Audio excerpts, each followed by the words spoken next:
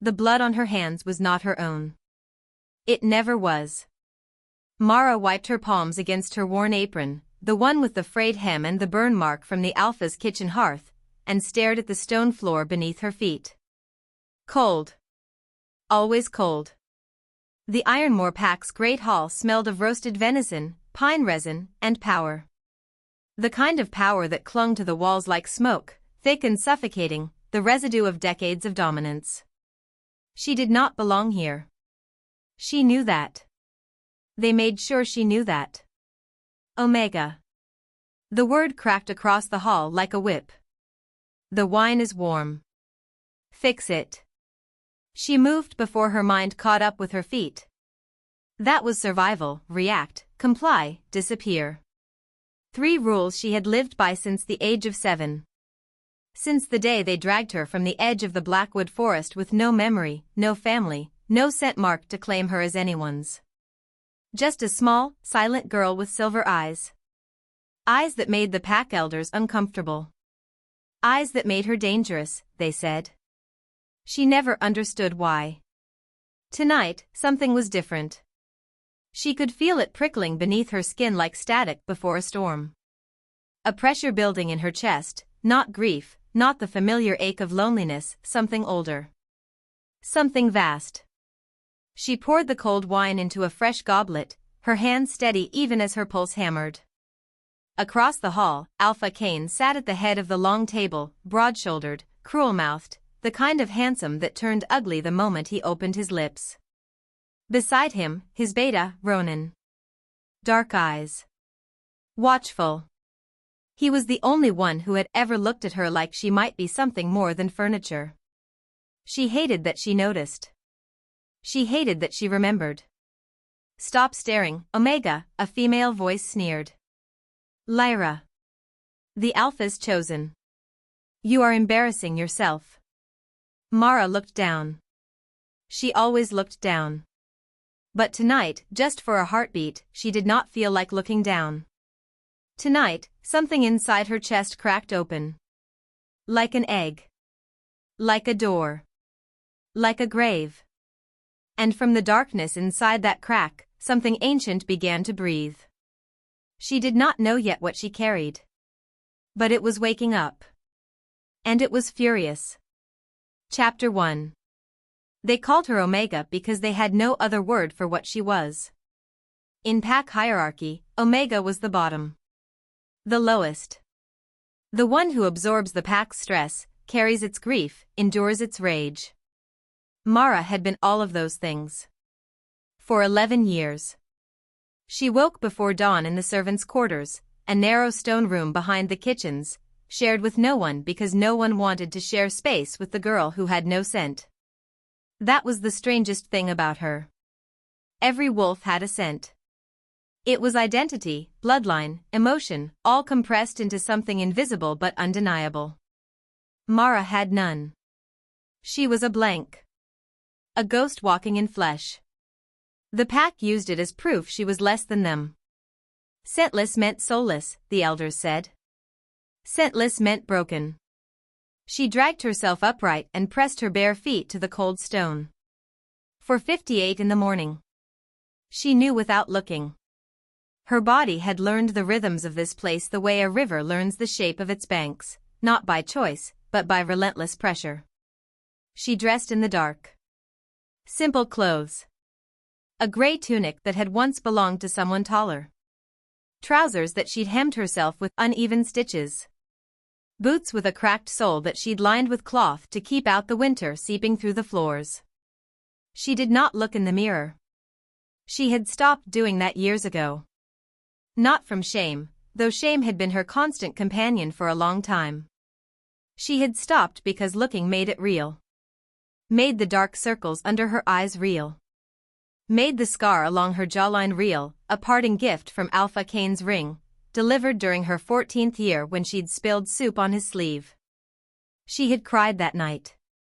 She did not cry anymore. In the kitchen, she started the fires. Kneaded the bread dough left to rise overnight. Peeled root vegetables by the basket. Hauled water from the courtyard well in the frozen pre-dawn air, her arms burning, her breath fogging the darkness. By the time the pack's wolves began stirring, rolling from warm beds, stretching into morning, Mara had already been awake for 2 hours. She preferred it that way. Invisible hours. Safe hours. Hours that belonged to no one but herself. You missed a spot. She turned. Lyra stood in the kitchen doorway, dressed in silk the color of blood, her dark hair loose and gleaming. Mara looked at the floor she'd just scrubbed. It was spotless. She knew it was spotless. I'll redo it, she said quietly. You'll redo it and start the Alpha's bath. Lyra moved into the kitchen as though she owned it, which, Mara supposed, she did. And stay out of the East Corridor today. We have guests arriving, Northern Ridge delegation. I don't want them seeing you. Don't want them knowing the pack keeps its broken things. Mara nodded. Lyra's gaze moved over her once, the particular kind of look that measured something and found it wanting, and then she left, trailing expensive perfume. Mara stood still for a moment. Then she picked up her scrub brush. She was halfway through the second pass when she noticed her hands. They were trembling. Not from cold. Not from exhaustion. The trembling was coming from inside, that pressure again, the one from last night, vibrating just beneath the surface of her skin. She pressed one palm flat to the floor to steady herself. The stone cracked. A spider web of fractures spread from her hand like lightning. She yanked her arm back, staring. What? But then the kitchen door opened and she shoved the feeling down, buried it the way she buried everything, and turned to begin the Alpha's bath. She told herself she had imagined it. She almost believed it. The Northern Ridge delegation arrived mid-morning.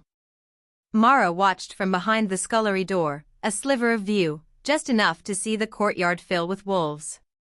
They were impressive. Even she could see that.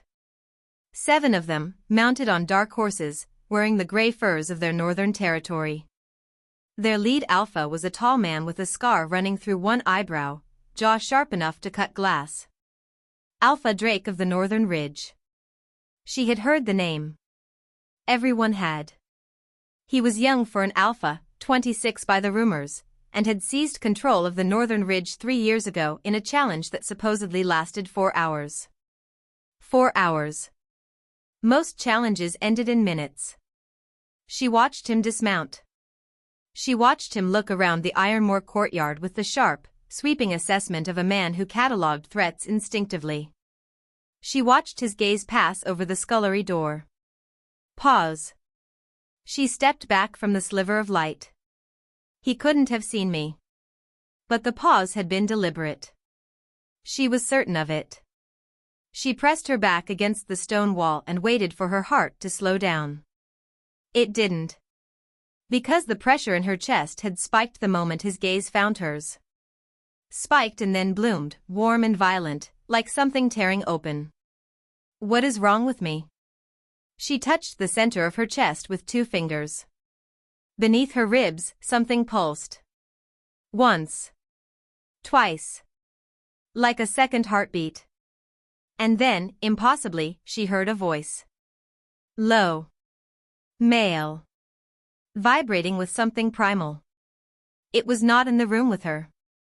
It was inside her head. Found you. Chapter 2. She told herself it was exhaustion. 11 years of early mornings and late nights had finally broken something in her mind, and she was hearing things now. Wonderful. She filled a basin of water and carried it to the east wing, being careful, as Lyra had commanded, to stay against the walls, to duck into servant passages when she heard boots on stone. She was almost to the linen room when she rounded a corner and nearly walked directly into him. Alpha Drake. Up close, he was larger than he'd seemed in the courtyard. Broader. The scar through his eyebrow was silver-white against tanned skin. His eyes were the color of storm clouds, that particular gray that exists just before lightning. She stopped dead. Water sloshed over the basin rim and soaked through her boot. She waited for the dismissal. The look of contempt. The order to get out of his way. Instead, he went very still. Like a predator that has just scented something unexpected. His nostrils flared. She watched it happen, the subtle widening of his eyes, the tension that moved through his shoulders. "Who are you?" he asked. His voice matched what she'd heard in her head. Low. Unhurried. The kind of voice that didn't need volume to command a room. "No one," she said. Because that was always the right answer. Something moved in his expression. "That's not possible." He said it more to himself than to her. "I apologize for blocking your path, Alpha." "Excuse me." She stepped to the side. He did not step aside to let her pass. Instead, he took one slow step toward her. She held her ground, not bravely, but because her feet forgot how to move. "You have no scent," he said. "I know. That's impossible. So I've been told." He studied her face with the focused attention of someone trying to solve an equation that doesn't balance. His gaze moved over her jaw, paused at the scar, and something tightened around his eyes. Anger. But not aimed at her. "How long have you been with Ironmoor Pack?" he asked. 11 years. "And before?" "I don't remember before." His jaw tightened. "Your eyes," he said slowly. She looked away. She always looked away when people mentioned her eyes. "Silver," he said. "I've only ever read about eyes like that. I really should read about them in histories," he continued, as though she hadn't spoken. "Old histories. Pre-hierarchy texts." She didn't know what that meant. She didn't ask. "I need to go," she said. This time, he stepped aside. But as she passed him, his hand came out, not grabbing, not aggressive, just the briefest brush of his fingers against her wrist. Contact. The world detonated. Every nerve in her body fired simultaneously. The water basin hit the floor. Her knees buckled. She caught herself against the wall with both palms, and felt the stone vibrate beneath her hands. Drake had gone rigid. His hand was still extended, fingers curved where they'd touched her, and his storm-gray eyes were wide with something she had never seen on an alpha's face before. Shock. Pure, unguarded shock. "What are you?" he whispered. She couldn't answer. Because she could feel it now, not the trickle from before, not the prickling pressure beneath her skin. This was a flood. Something vast and furious and luminous was roaring up through her chest, through her throat, filling her skull with white light. She shoved it down. Every ounce of 11 years of suppression, of invisibility, of making herself small, she used all of it like a dam. The pressure receded. She straightened. Picked up the basin. Breathed. "I'm no one," she said again. And she walked away. She did not look back.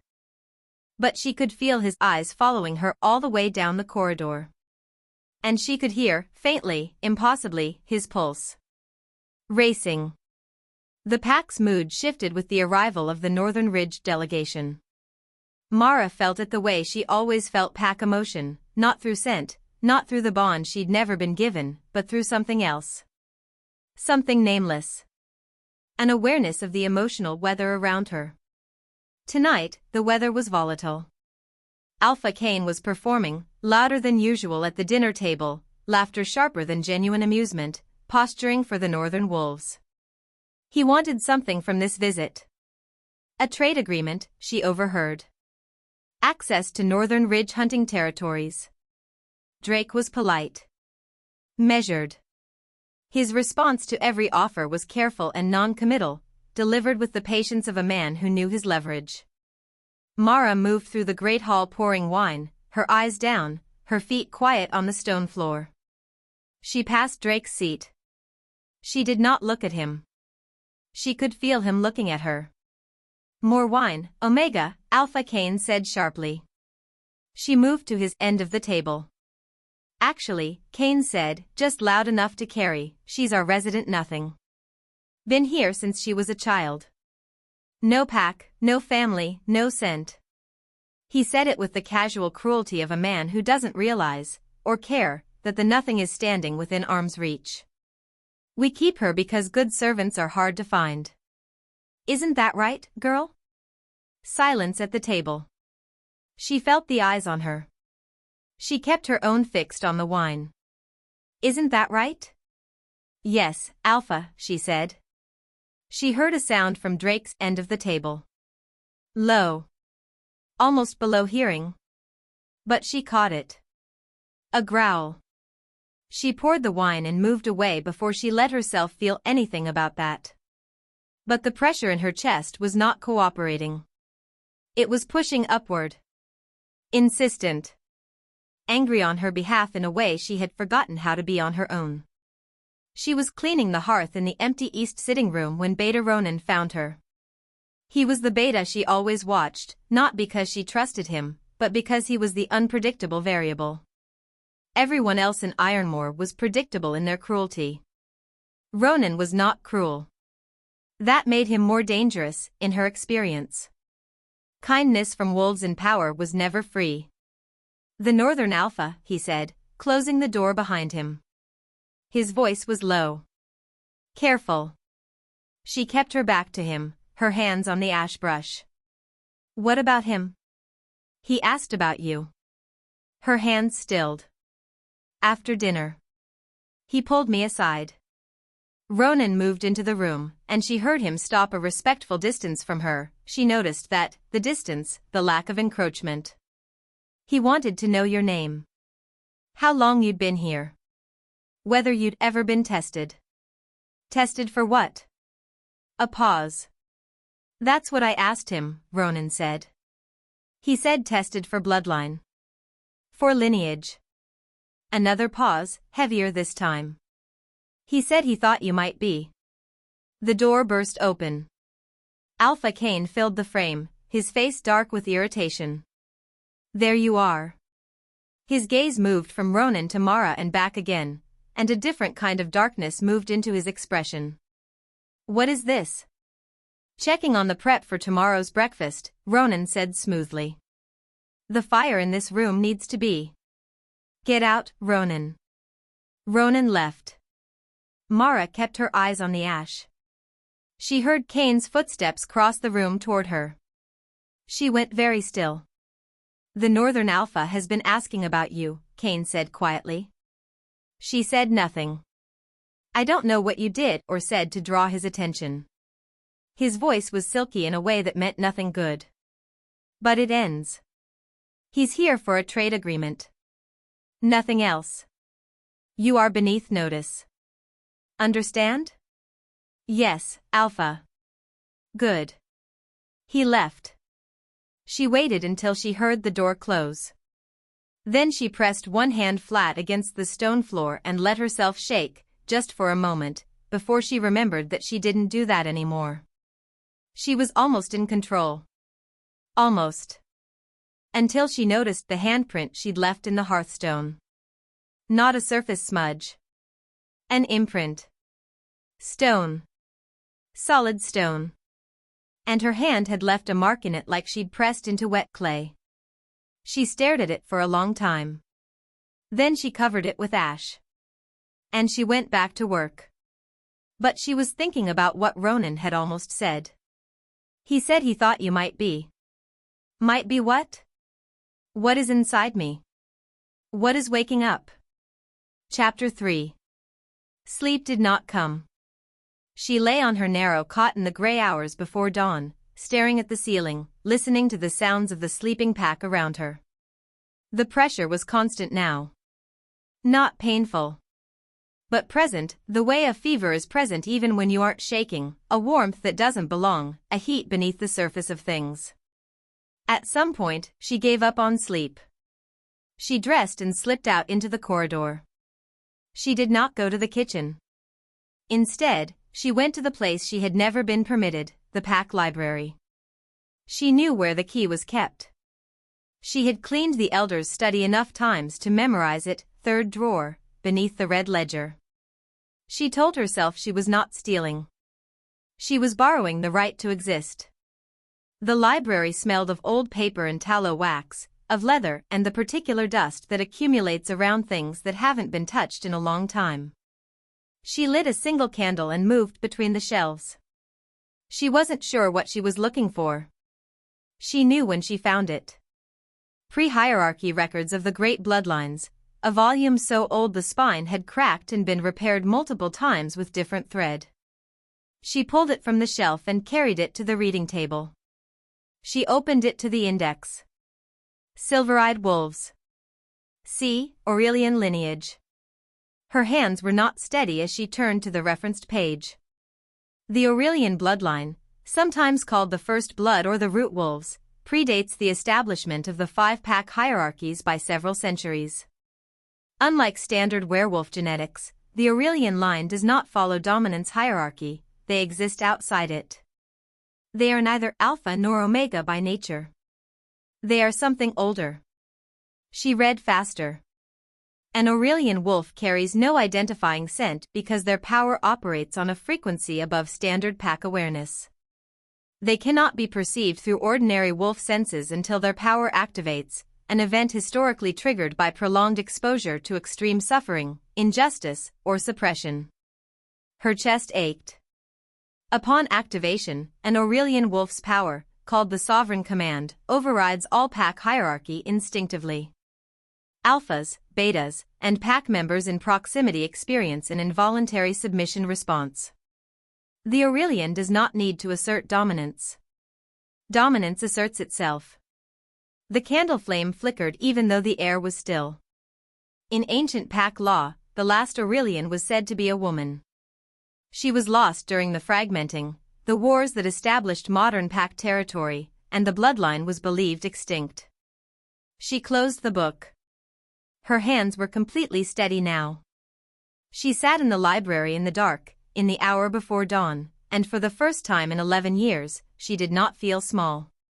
She felt terrifying. She felt the precise, quiet terror of a woman who has just understood that every wrong done to her was done to the wrong person entirely. They broke an Aurelian. What happens when an Aurelian breaks back? She was replacing the book when she heard the library door open. She spun around, pressing back into the shelves. Drake stood in the doorway. He was not surprised to see her. He had known she would be here. She watched the realization move across his face, not triumph, something more careful than that. Relief, maybe. You found the records, he said.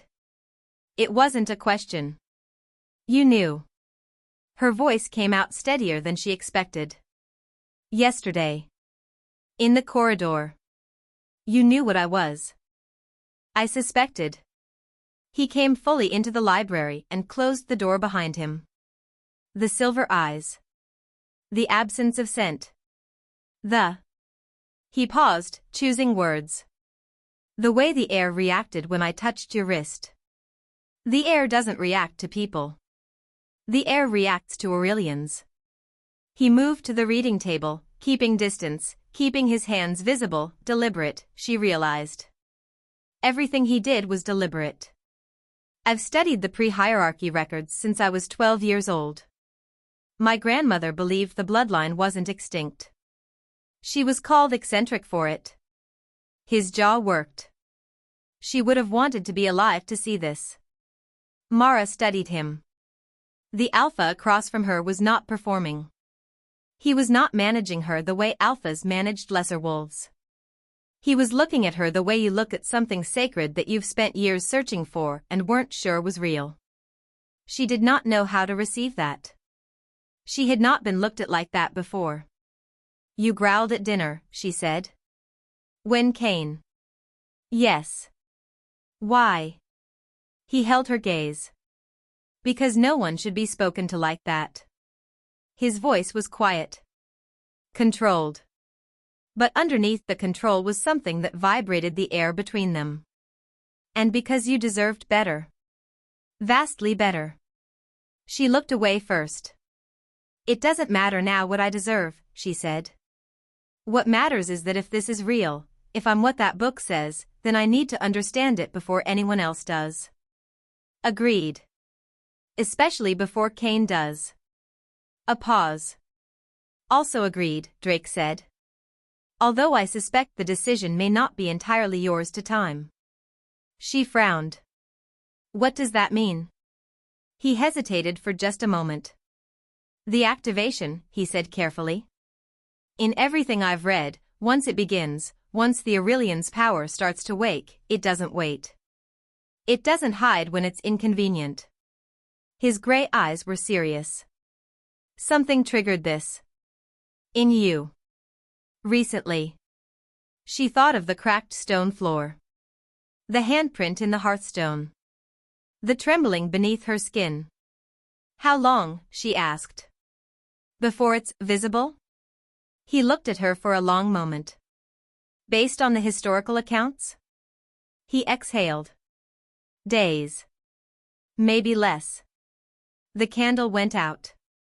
Neither of them moved to relight it. In the darkness, she could feel the warmth of him across the table, not body heat, something deeper, something that her new awareness was mapping with unsettling precision. Why are you helping me? She asked. His answer came slowly. As though he was deciding, in real time, how honest to be. Because I've been looking for you for 3 years, he said. Not you specifically, for proof that the bloodline survived. And? Another pause. Longer. And because I walked into that corridor and felt the ground shift beneath me before I even saw your face. The silence that followed was not empty. It was dense with things neither of them were ready to say. Outside the library window, the sky was beginning to gray. Dawn was arriving. And with it, Mara understood, everything was going to change. The only question was whether she would control how. Or whether the thing waking inside her would make that choice for her. She left the library before the servants began to stir. She returned the key to its drawer. She started the morning fires. She kneaded the bread. She carried water. She did every ordinary thing. But nothing felt ordinary anymore. Because now she knew. She was not what they had made her. She was what they had tried to bury. And the ground was beginning to crack. She had spent 11 years learning to be invisible. She was about to become impossible to ignore. Chapter 4. She broke a cup at breakfast. Not by dropping it. By holding it. One moment she was carrying a tray of ceramic mugs from the kitchen shelf to the serving table. The next, the cup in her right hand simply shattered. Clean. Like something had squeezed it from inside the clay. She swept the pieces before anyone noticed. But her hand was trembling again. And this time, the trembling didn't stop. She pressed her palm flat against the wooden serving table and felt the grain of the wood shift under her touch, a slight warping, the fibers bending inward like the wood was bowing to pressure it hadn't been built to resist. She lifted her hand. Stared at the faint impression left behind. Days, Drake had said. Maybe less. She was beginning to think he had been optimistic. The Northern Ridge delegation was scheduled to remain through the following evening, 2 full days of trade discussions, communal meals, formal ceremonies. Mara had been assigned to the guest wing, which meant more proximity to Drake's quarters and less proximity to Kane's direct line of sight. She was not sure which was more dangerous. She was carrying fresh linens down the east corridor when she heard voices behind a closed door. She would have kept walking. She should have kept walking. But she heard her name. She stopped. The girl. The Omega servant. I need to know everything you know about her. Drake's voice. Direct, unhurried. The responding voice was Ronan's. Why? Because what I felt when I touched her wrist yesterday was not normal. Not even close to normal. And she has silver eyes, Ronan. Do you understand what that means? A long pause. I've been suspicious for years, Ronan said finally. Since I joined the pack at 18. Something about her has always been off. Not wrong. Just. He seemed to search for the word. Contained. Like watching a river that's been dammed and knowing eventually. The dam breaks, Drake said. Yes. Has Kane ever had her tested? Bloodline registry? Any formal assessment? No. He classified her as packless and undocumented when she arrived. It was easier. It kept her beneath notice. Beneath rights. Ronan's voice had an edge on it, barely concealed, but she could hear it. If she'd been formally documented, she would have had to be given pack standing. And pack standing would have meant she couldn't be treated the way they've been treating her. Silence. Mara stood in the corridor with the linens pressed against her chest, and she let that truth settle into her like cold water. Kane had known. Not necessarily that she was Aurelian. But he had known that documentation would complicate his ownership of her. He had kept her deliberately invisible. Deliberately rightless. For 11 years. She found the records last night, Drake said. The pre-hierarchy texts. I saw her leaving the library at dawn. You followed her? I anticipated her. There's a difference. A pause. She's smart. She processes quickly. By now she understands what she is, at least academically. But understanding it and surviving what comes next are two different problems. What does come next? Another pause. Longer. The sovereign command doesn't activate gradually, Drake said carefully. It doesn't trickle. It arrives. All at once. Like a pressure wave. His voice dropped lower. And when it does, every wolf in proximity will feel it. Immediately. There will be no hiding it. No containing it. Ronan was quiet for a moment. Kane will try to control her. He'll try, Drake agreed. And if he can't? The silence that followed was answer enough. Mara made herself move. She walked to the guest linen room, deposited the sheets, and stood in the small room with her back against the closed door and her eyes pressed shut. Every wolf in proximity will feel it. She thought of the great hall. The long table. The pack gathered for a meal. She thought of what it would look like, the alpha of Ironmoor, the man who had hit her, degraded her, erased her, forced to his knees by the power she had spent 11 years not knowing she carried. Something complicated moved through her. Not satisfaction. Not yet. Something rawer than that. Something that had been locked in a very small, very dark room for a very long time and was now pressing its hands against the door. She pressed her own hands against the door behind her. The wood groaned. She released it. Not here, she told herself. Not yet. You decide when. Not the power. You. She breathed until her pulse steadied. Then she opened the door and went back to work. Midday brought a development she hadn't anticipated. A visitor. Not from the northern ridge. Not from any neighboring pack. A lone wolf, arriving at the Ironmoor gates on foot with no escort, no horse, wearing traveling clothes that had seen significant distance. Mara saw him from the courtyard as she hauled water. He was older, perhaps 60, perhaps more, with the lean, angular frame of someone who had spent decades outdoors. His hair was white. His eyes, when he turned toward the courtyard, were pale gold. The color of old power. She froze. The old wolf's gaze swept the courtyard with the efficiency of a man who knows exactly what he's looking for. And stopped. On her. He stared at her for a full 3 seconds, long enough to be rude, long enough to be something other than coincidence, and then a slow, complicated expression moved across his weathered face. Not surprise. Recognition. Then Alpha Kane's guard captain intercepted him, and Mara forced herself to move, to haul the water, to be invisible. But her hands were shaking again. And the pressure in her chest had lurched upward at the sight of those pale gold eyes. As if something inside her recognized him back. She was in the kitchen garden an hour later, harvesting winter herbs, when someone sat down on the garden wall beside her. She spun around. The old wolf. Up close, his age was harder to determine. The lines of his face were deep, but his posture was not old.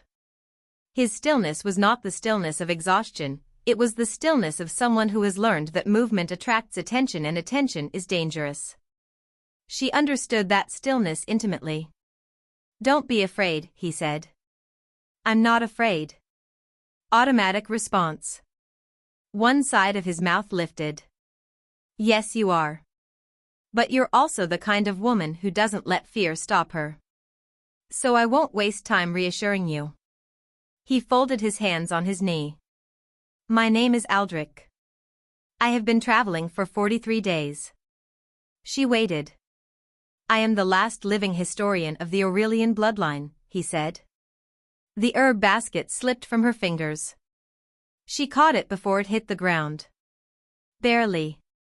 I was told," Aldrich continued calmly, as though he hadn't just detonated something inside her, "by sources I trust with my life, that there was a scentless girl with silver eyes in Ironmoor. I was told she had survived here for 11 years. And I was told that 3 nights ago, a large crack appeared in the great hall's stone floor in the shape of a hand. Someone had seen. Someone had told." She looked toward the kitchen door, calculating. "No one sent me to harm you," Aldrich said quietly. "I came because you are the last. And because you are running out of time." "How much time?" He looked at her steadily. 48 hours. Perhaps less. The physical manifestations are accelerating, yes? She thought of the shattered cup. The warped wood. The handprint in the hearthstone. Yes. He nodded. As though this was expected. As though he had been counting on precisely this timeline. "Then we need to talk. Now. Before the Northern Alpha finds us here, before the Ironmoor Beta finds us here, and certainly before Kane finds us here." "How do you know about Drake?"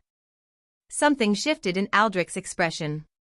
"Because Alpha Drake of the Northern Ridge has been corresponding with me for 3 years, he said. He found my texts in an archive. He reached out. He has been looking for you longer than you know." The garden was very quiet. A winter bird called once from the stone wall and then went silent. "What I am about to tell you," Aldrich said, leaning forward slightly, "will change everything. And I want you to understand that there is no going back. Once you know, once you fully understand what you are and what the sovereign command actually means, you cannot unknow it." She held his gaze. "Tell me," she said. And he did. The sovereign command, Aldrich explained, was not simply a dominance override. It was a reckoning. In the ancient world, before packs had hierarchies, before alphas held unilateral power, the Aurelian wolves were the balance. They served no one. They were claimed by no one. Their power existed to correct what the hierarchy had broken, to pull the structure back toward justice when it had fallen too far toward cruelty. They were not rulers.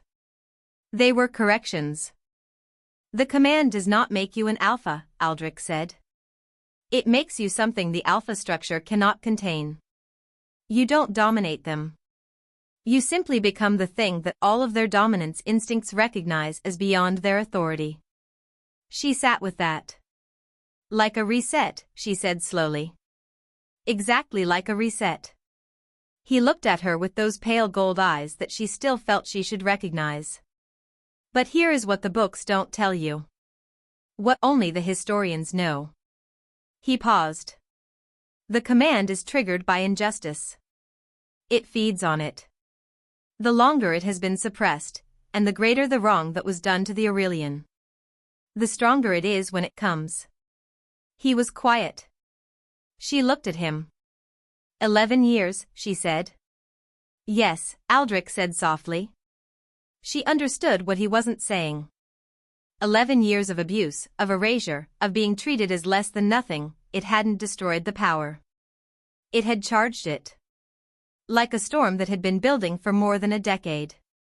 She thought of Alpha Kane's voice at dinner. "She's our resident nothing." She thought of Lyra's contemptuous sweeping gaze. She thought of every cold morning, every cracked knuckle, every meal she had served and not been permitted to eat until others were finished. 11 years. The pressure in her chest was enormous now. Enormous and luminous and very, very patient. "When it comes," she said carefully, "I need to control it." "You can try." "That's not reassuring." "No," Aldrich agreed. "It isn't." He rose from the garden wall and brushed at his traveling clothes. "But here is what I can tell you. The Aurelian women in the histories, the ones who survived the activation, they all had one thing in common." She looked up at him. "They chose their moment," he said. "They didn't wait for the power to erupt on its own. They found the moment of greatest injustice, the moment that best named what had been done to them, and they let the command answer it." He looked toward the great hall. "There is a formal pack dinner tomorrow night," he said. "All of Ironmoor. The Northern Ridge delegation. And the agreement ceremony between Kane and Drake." She followed his gaze. "That's a lot of wolves in one room," she said. "Yes," Aldrich said. "It is." He left the garden. She remained, kneeling in the winter herbs, while the sky above her turned the color of iron. "Tomorrow night." She pressed her hand to the cold earth. The ground softened beneath her touch like it was listening. Tomorrow night. Chapter 5. She did not sleep again that night. But this time it was not anxiety that kept her awake. It was clarity. She lay in the dark of her narrow room and felt the power in her chest the way you feel sunlight on closed eyelids, warm, vast, present. Not painful anymore. Something that had stopped fighting containment because it trusted the woman containing it. Tomorrow, she had told it. Not tonight. And it had settled. Like a tide pulled back before the wave. Morning arrived gray and bitter. The packed kitchens were chaos. Preparation for the formal dinner required 3 times the usual labor, and Mara was assigned to the heaviest work. Hauling supply crates from the storage cellars. Polishing the silver service. Scrubbing the long tables in the great hall until the wood gleamed. She did all of it without complaint. She did all of it while watching. Mapping the room. Counting exits. Noting where Kane sat, where his guard positioned themselves, where the pack elders clustered. She had always watched. Survival had required it. But now she watched differently. Not from beneath. From level. The shift was subtle. Internal.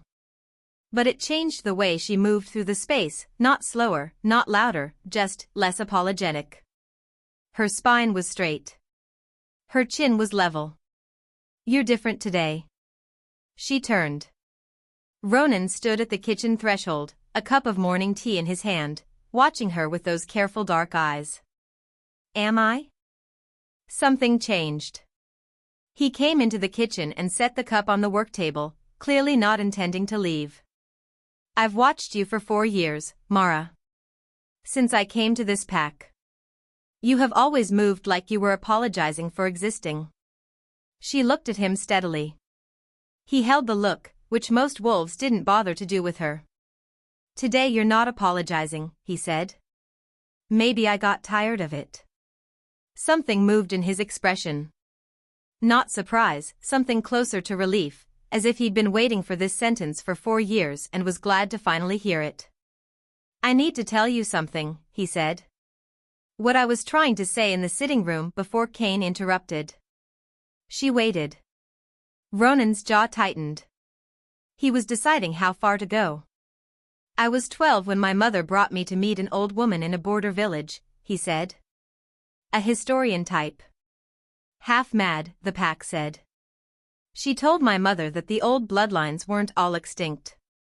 That one day a scentless girl would appear in a wolf pack, and when she did, that girl needed to be watched over. Protected. Until she was ready. Mara was very still. Your mother told you to watch over me, she said. She told me to find whoever that girl was, he corrected. And to make sure she survived until she woke up. His voice was rough. I came to Ironmoor at 18 because the description fit. Silver eyes. No scent. No history. He looked at her directly. You were 14 when I arrived. You already had the scar. She touched her jaw. Automatically. Cain, she said. Yes. His voice was flat in a way that wasn't flatness at all. I reported him to the Elder Council. Twice. Both times they dismissed it. She's packless, they said. Not formally documented. His hands around the cup were tight. I couldn't protect you from what I couldn't officially acknowledge. So I did what I could. I made sure you had enough food. I made sure the worst assignments went to other servants. I kept Cain's attention redirected when I could. He exhaled. It wasn't enough. I know it wasn't enough. She looked at him for a long moment. A complicated feeling was moving through her chest, not the power, something older than that. Something deeply human. You tried, she said. It wasn't absolution. It wasn't accusation. It was just the truth of it. I tried, he agreed quietly. Why are you telling me this now? His gaze was direct. Serious. Because I think tonight is going to be the night, he said. And I want you to know, when it happens, I won't be standing in the way. I'll be standing behind you. She studied him. And Drake, she asked. Something flickered in Ronan's expression. He'd be standing in front of you, he said carefully. If you'd let him. She said nothing to that. But she thought about it for the rest of the morning. The hours narrowed. She moved through the day with the particular focus of someone who has decided something enormous and is now simply waiting for the moment to arrive. She was carrying a crate of wine up from the cellar when she turned a corner and nearly walked into Lyra. The Alpha's chosen stopped dead. Her dark eyes swept Mara with the habitual contempt that 11 years had worn into reflex. But then something shifted. Because Mara did not look down. For the first time in 11 years, Mara looked directly at Lyra and did not flinch. Lyra blinked. A wolf senses dominance through scent, through eye contact, through posture. Mara had no scent. But the eye contact and the posture were communicating something that made the Alpha's chosen take an involuntary half-step back. Then Lyra caught herself. Her chin went up. Watch where you're going, Omega, she said sharply. I apologize, Mara said.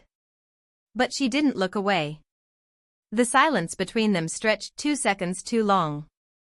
Lyra moved first, brushing past with excessive force, shoulder-checking Mara hard enough to stagger her. The wine crate lurched. One bottle tumbled.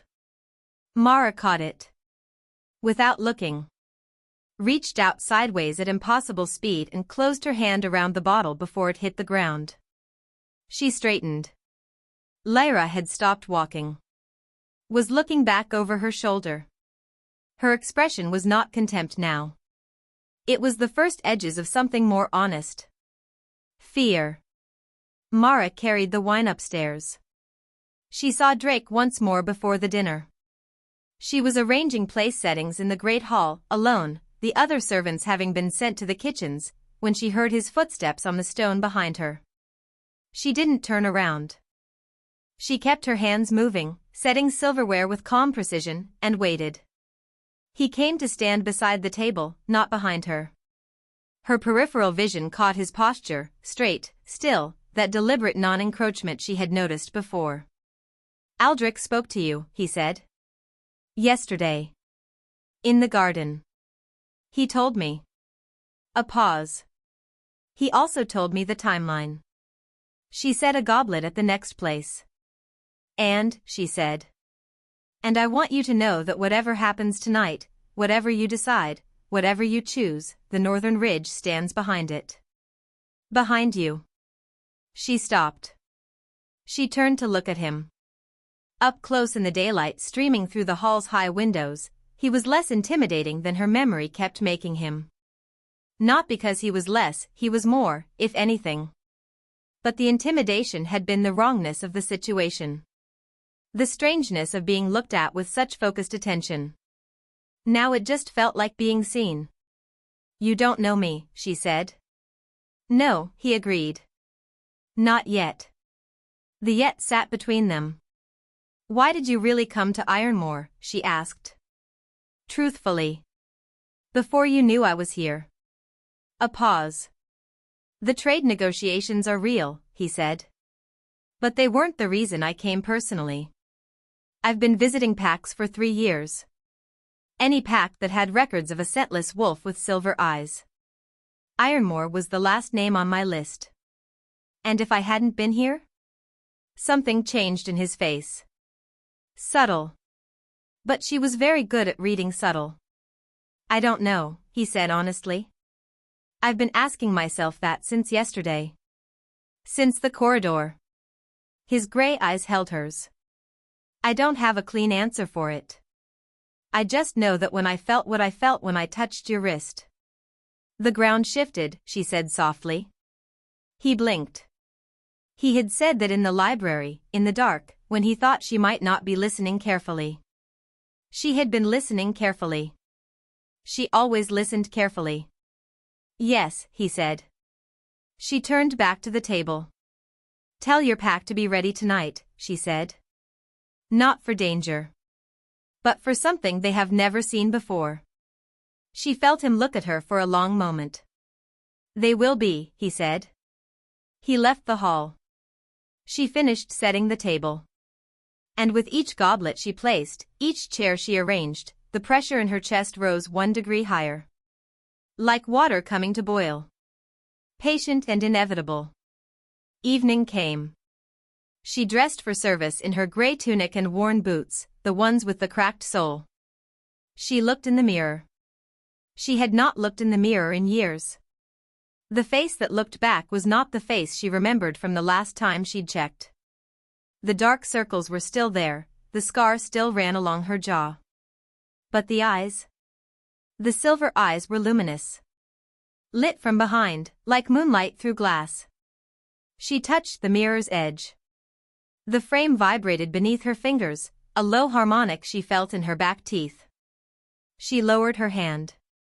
Tonight, she told the power in her chest. On my terms. It answered her like a tide answering the moon. And she walked to the Great Hall. Chapter 6. The Great Hall was full. Every ranking wolf of Ironmoor Pack had gathered for the formal dinner, 34 wolves in total, from the eldest council member to the youngest ranked beta. Kane sat at the head of the table in his formal chair, wearing the dark ceremonial fur of the Ironmoor Alpha. The Northern Ridge delegation occupied the guest positions to his right, 7 wolves, all of them sharp and watchful and carrying the particular composure of wolves who are in foreign territory and know it. Drake sat directly across from Kane. Their eyes met briefly as Mara entered through the servant door. Only Drake's gaze tracked her. She moved to the serving station and began pouring the first wine round. The dinner commenced. Conversation flowed, trade routes, territory boundaries, hunting agreements. The performance of power between 2 packs, all of it conducted over elaborate food and careful language. Mara moved through it like smoke. Refilling. Removing. Replacing. The power in her chest was an ocean now. She could feel every wolf in the room. This was new. She had always been aware of emotional weather, but this was different. She could feel the specific signature of each wolf, the particular vibration of their presence, the way their dominance arranged itself in the room like a physical architecture. Kane at the center, heaviest. An anchor of control. Drake opposite him, different, not competing with Kane's weight, but independent of it. Separate. Unsubordinated. Ronan beside Cain, tightly wound, watching her with the specific alertness of someone waiting for a starting signal. Lyra at Cain's left hand, her fear from the corridor still present, muted beneath layers of composure. And Aldrich, she found him at the far end of the room, tucked into a shadowed seat that no one else seemed to have registered his occupying. His pale gold eyes found hers across the distance. He gave the smallest nod. She returned to the serving station. And then Cain said her name. Not Omega. Her actual name. Mara. The room did not go quiet, they were too busy with their own conversations, but something in his tone made a few nearby wolves glance over. She turned. Cain was looking at her with an expression she had not seen on his face before. Suspicion. The particular, sharpened suspicion of a man who has noticed something wrong and hasn't yet identified what. Come here, he said. She crossed the hall. She stood before his chair and met his gaze. He blinked. The eye contact startled him, she saw it, the brief flicker of a man who has received a signal that doesn't match his established category for a person. The Northern Alpha has been asking about you, he said, low enough that only those immediately adjacent could hear. Again. She said nothing. I told you to remain beneath notice. Yes, Alpha. And yet. He looked at her with those calculating eyes. Here we are. With a visiting Alpha who apparently can't stop looking at my Omega servant. His voice had moved into silk and danger. What exactly did you say to him? Very little, she said honestly. Mara. Her name in his mouth was a warning. I will ask you one more time. She said nothing of consequence. Drake's voice came from across the table, calm, unhurried, audible to the full length of the table now because the nearest conversations had stilled. Because I was the one asking questions. Not the other way around. The room went quiet. Cain looked at Drake. A slow, deliberate look. My servant's conduct, Cain said carefully, is an internal matter. Agreed, Drake said.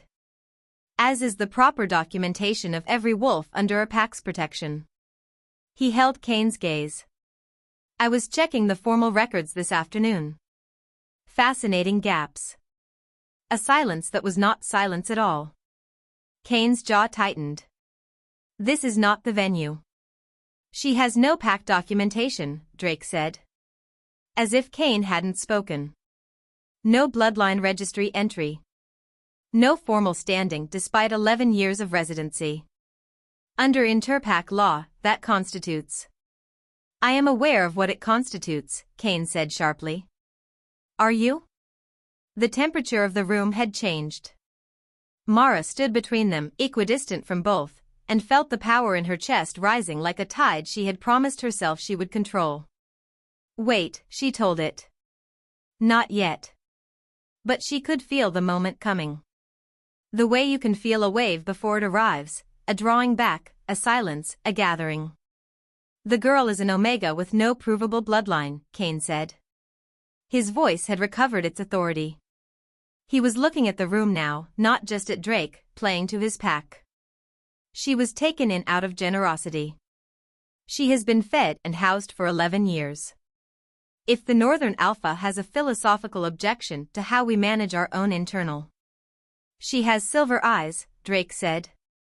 The room went absolutely still. Every wolf at that table knew those two words. Every wolf who had studied any history past the basic pack texts knew what silver eyes meant. The silence was the particular silence of a room full of people recalibrating. Mara watched Cain's face. Watched the suspicion become calculation. Watched the calculation become something colder. That's, Cain said slowly, a very significant accusation. It's an observation, Drake said. Anyone can make it. She's standing right there. 34 wolves looked at her. She let them look. She raised her chin. She met Cain's eyes directly for the first time in 11 years. Test her, someone from the Elder Council said. An old woman, her voice careful and precise. If the claim has merit, test her. There's no need for Cain began. Test her, the elder woman said again. Firmer. Cain looked at Mara. Mara looked at Cain. And in that look, something passed between them, the full accounting of 11 years. Every cold morning. Every cracked floor she'd scrubbed. Every meal she'd served and not been permitted to eat until others were done. Every time he had said Omega like it was a slur. Every time Lyra had looked at her like she was furniture. Every small and large humiliation, laid between them like evidence. She saw him see it. She saw the moment he understood that she was not looking at him the way she used to look at him. She was looking at him like she was tallying a debt. You don't want to do this, he said quietly. Just to her. Alpha to whatever she was. She tilted her head. I didn't choose the timing, she said. Equally quiet. You did. When you said my name across a full table. His nostrils flared. He reached for her wrist. It was an instinctive move, the alpha's assertion of control, the physical claim of dominance. His hand closed around her wrist. And she let the dam break. It was not loud. That was the first thing she noticed. She had expected noise, explosion, drama. The histories had used words like eruption and detonation. What happened was more like gravity reasserting itself. A deep, subsonic pulse moved outward from her center. She felt it leave her body, felt the exact moment the sovereign command stopped being contained and simply was. It moved through the room like a wave moves through water. Not destructive. Not violent. Just true. Just the reality of what she was, filling the space like light fills a room when someone opens a curtain. Cain's grip on her wrist loosened. His knees hit the floor. The sound of it was very quiet in the enormous silence. Then, one by one, like dominoes falling in slow motion, the rest of the room followed. Not dramatically. Not in pain. Each wolf simply descended. As if the most natural thing in the world was to lower themselves before the thing they were suddenly and completely aware of in her presence. 34 Ironmoor wolves. The Elder Council. Lyra, her expression a complicated wreckage of pride and inevitability as she sank. Cain's guard, his personal beta, his ranked wolves. All of them. And then, and this was the moment that would stay with her for the rest of her life, Drake. Alpha of the Northern Ridge, a man who had not submitted to anything in 3 years of reign, met her eyes across the room. And lowered himself deliberately. Not in the involuntary submission of the others.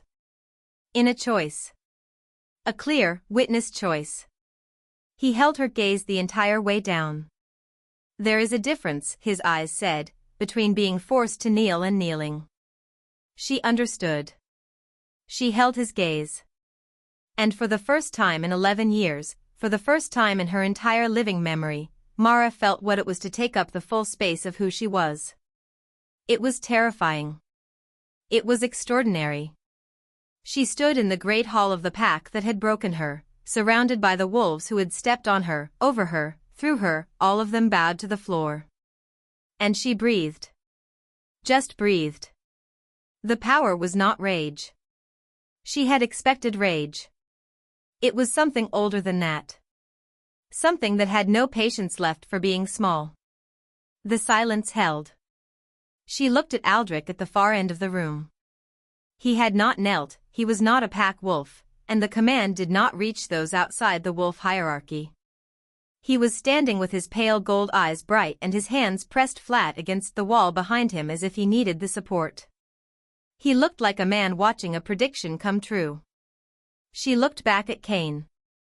At the Alpha of Ironmoor, kneeling on the stone floor of his own great hall. He was looking up at her. His face held something she had never seen there before. The word for it was reckoning. You kept me here for 11 years, she said. Her voice came out calm. She hadn't planned the calm. But it was there, as natural as the power still humming through the air around her. You kept me here and called me nothing. You told me I had no bloodline. No rights. No standing. She looked down at him. You knew. Maybe not exactly what I was. But you knew documentation would give me standing.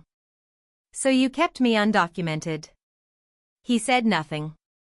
His jaw was tight. His pride was fighting the submission response in real time. She could see the battle of it in his face. The Ironmoor Pack, she said, raising her voice now so the room could hear, has been operating in violation of interpack law for 11 years. Deliberately withholding documentation and rights from a resident wolf. She paused. The Elder Council is witness to this acknowledgement.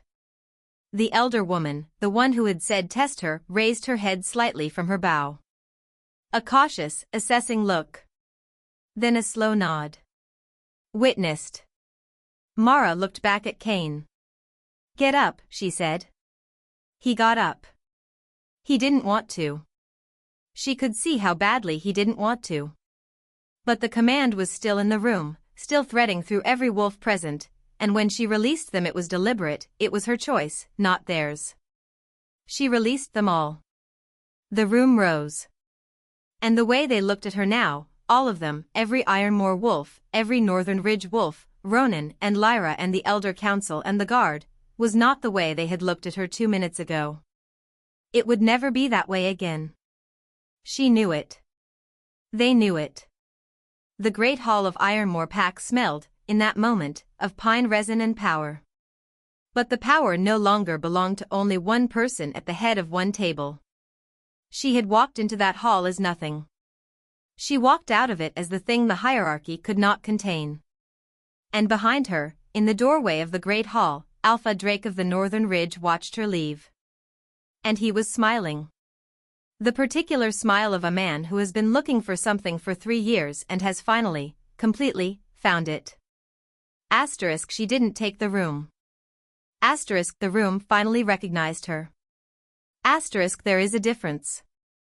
She understood both. Chapter 7. The pack did not sleep that night.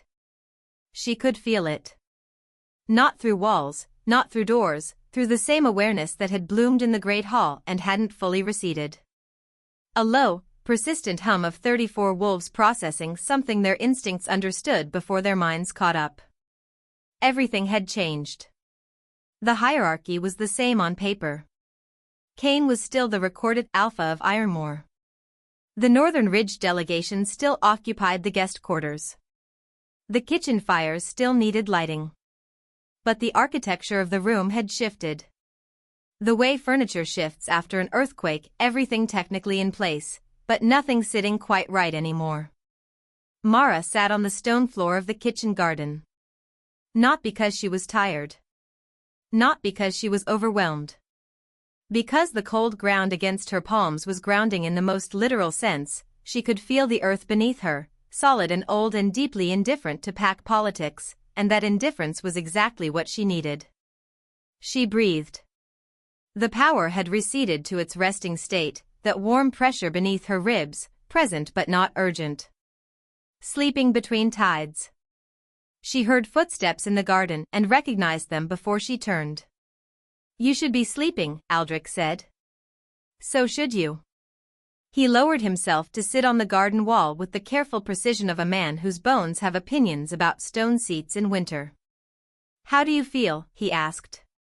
She considered the question seriously. Strange, she said. Like I've been wearing a coat that was 3 sizes too small for 11 years and someone finally took it off. She paused. Except the coat was my entire sense of who I was. Aldrich was quiet for a moment. That is, he said, remarkably accurate. Is this what the historical Aurelians felt? After? The accounts vary. He laced his fingers together over his knee. Some describe euphoria. Some describe grief. One account, the most detailed, describes the activated Aurelian sitting in a river for an entire night because the cold water was the only thing that felt real enough. She almost smiled. I understand that. I imagine you do. The garden was quiet. The winter sky overhead was clear and tremendous, stars scattered across it with the extravagance of a sky that doesn't know it's being observed. "Who are you, really?" she asked. She had been asking herself this since his pale gold eyes had recognized her across the courtyard. Since the wave of that recognition had moved through her chest like a bell being struck. Aldrich was still for a moment. "I told you the truth," he said. "I am a historian of the Aurelian bloodline." "That's what you do," she said. "Not who you are." He turned to look at her. In the starlight, his face was older and something else simultaneously, the something else that she couldn't name, the thing that had struck her as familiar from the first moment. "The last Aurelian before you," he said slowly, "had a child. Very young, barely 17. During the fragmenting. During the wars." He paused. She was separated from the child before the power fully activated. She never found them. Mara's heartbeat had slowed to something careful and enormous. "The child's line continued," Aldrich said. "Through 4 generations, each one scentless, each one with diluted silver in their eyes. Until the 5th generation." He looked at her. "Until a small girl was found on the edge of the Blackwood forest." The garden was very quiet. "You're not just a historian," she said. "No. You're family." He closed his eyes briefly. When he opened them, the pale gold was bright in a way that had nothing to do with starlight. "Your grandmother's grandmother was my sister," he said. "I have been looking for the end of her line since the fragmenting ended." A breath. "I have been looking for a very long time." Mara stared at him. The thing she felt was not a neat, manageable emotion. It was vast and crashing, and she was not prepared for it. She had no family. She had never had family. She had built her entire understanding of herself around that absence, packless, familyless, belonging to no one and nothing. And now? 11 years, she said. Her voice was not entirely steady. "I was here for 11 years. "I know." His voice was rougher than she had heard it. "I was in the Eastern Territories.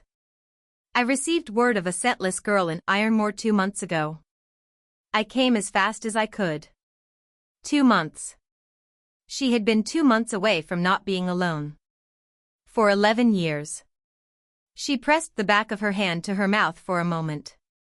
She would not cry in this garden. She would not. She breathed through it, the way she breathed through everything, not suppressing, just containing, just giving herself the space to be broken and upright at the same time. After a moment, she lowered her hand. "Tell me about her," she said. "My grandmother's grandmother. The last Aurelian." And Aldrich, in the cold garden under the winter stars, told her. She listened to every word. Dawn found her changed in a way she didn't have language for yet. She went to the kitchen. She started the fires. But when the first kitchen servant arrived and moved toward the bread dough, Mara was already kneeling beside it. The servant, a young girl, barely 15, new to the pack, stopped in the doorway. "Oh," she said. "Sorry. I didn't." "It's all right," Mara said. "You take the herbs. I'll finish this." The girl blinked. No one had ever said "it's all right" to her in a kitchen before. The Ironmoor kitchen operated on correction and consequence. "Yes," the girl said uncertainly. "Okay." They worked in a companionable quiet. It was the first time in 11 years that Mara had chosen to be in this kitchen rather than having no other option. It felt completely different. Kane summoned her at mid-morning. She had expected it. He received her in his formal study, the room with the hunting trophies on the walls and the massive oak desk that he used to perform authority from. She had cleaned this room 100 times. She knew every crack in the ceiling. He was standing when she entered. Not sitting behind the desk, standing beside the window, which told her he was managing himself carefully. The desk was armor he'd decided not to use. She stood in the doorway. She did not close the door behind her. He noticed. Close the door, Mara. I'll leave it, she said. A long pause. His jaw tightened. Then released. He was recalibrating. She could see it, the particular effort of a man whose entire operating system has been challenged and is running slow while it processes the update. Last night was, he began. Witnessed, she said. By the Elder Council. By the Northern Ridge delegation. By your full-ranked pack. He looked at her. What do you want? He asked flatly. She had thought about this in the garden. While Aldrich was telling her about her ancestor. She had been very precise in her thinking. Documentation, she said. Formal bloodline registry. Pack standing for every undocumented wolf currently residing in Ironmoor. I know I'm not the only one. She watched his face.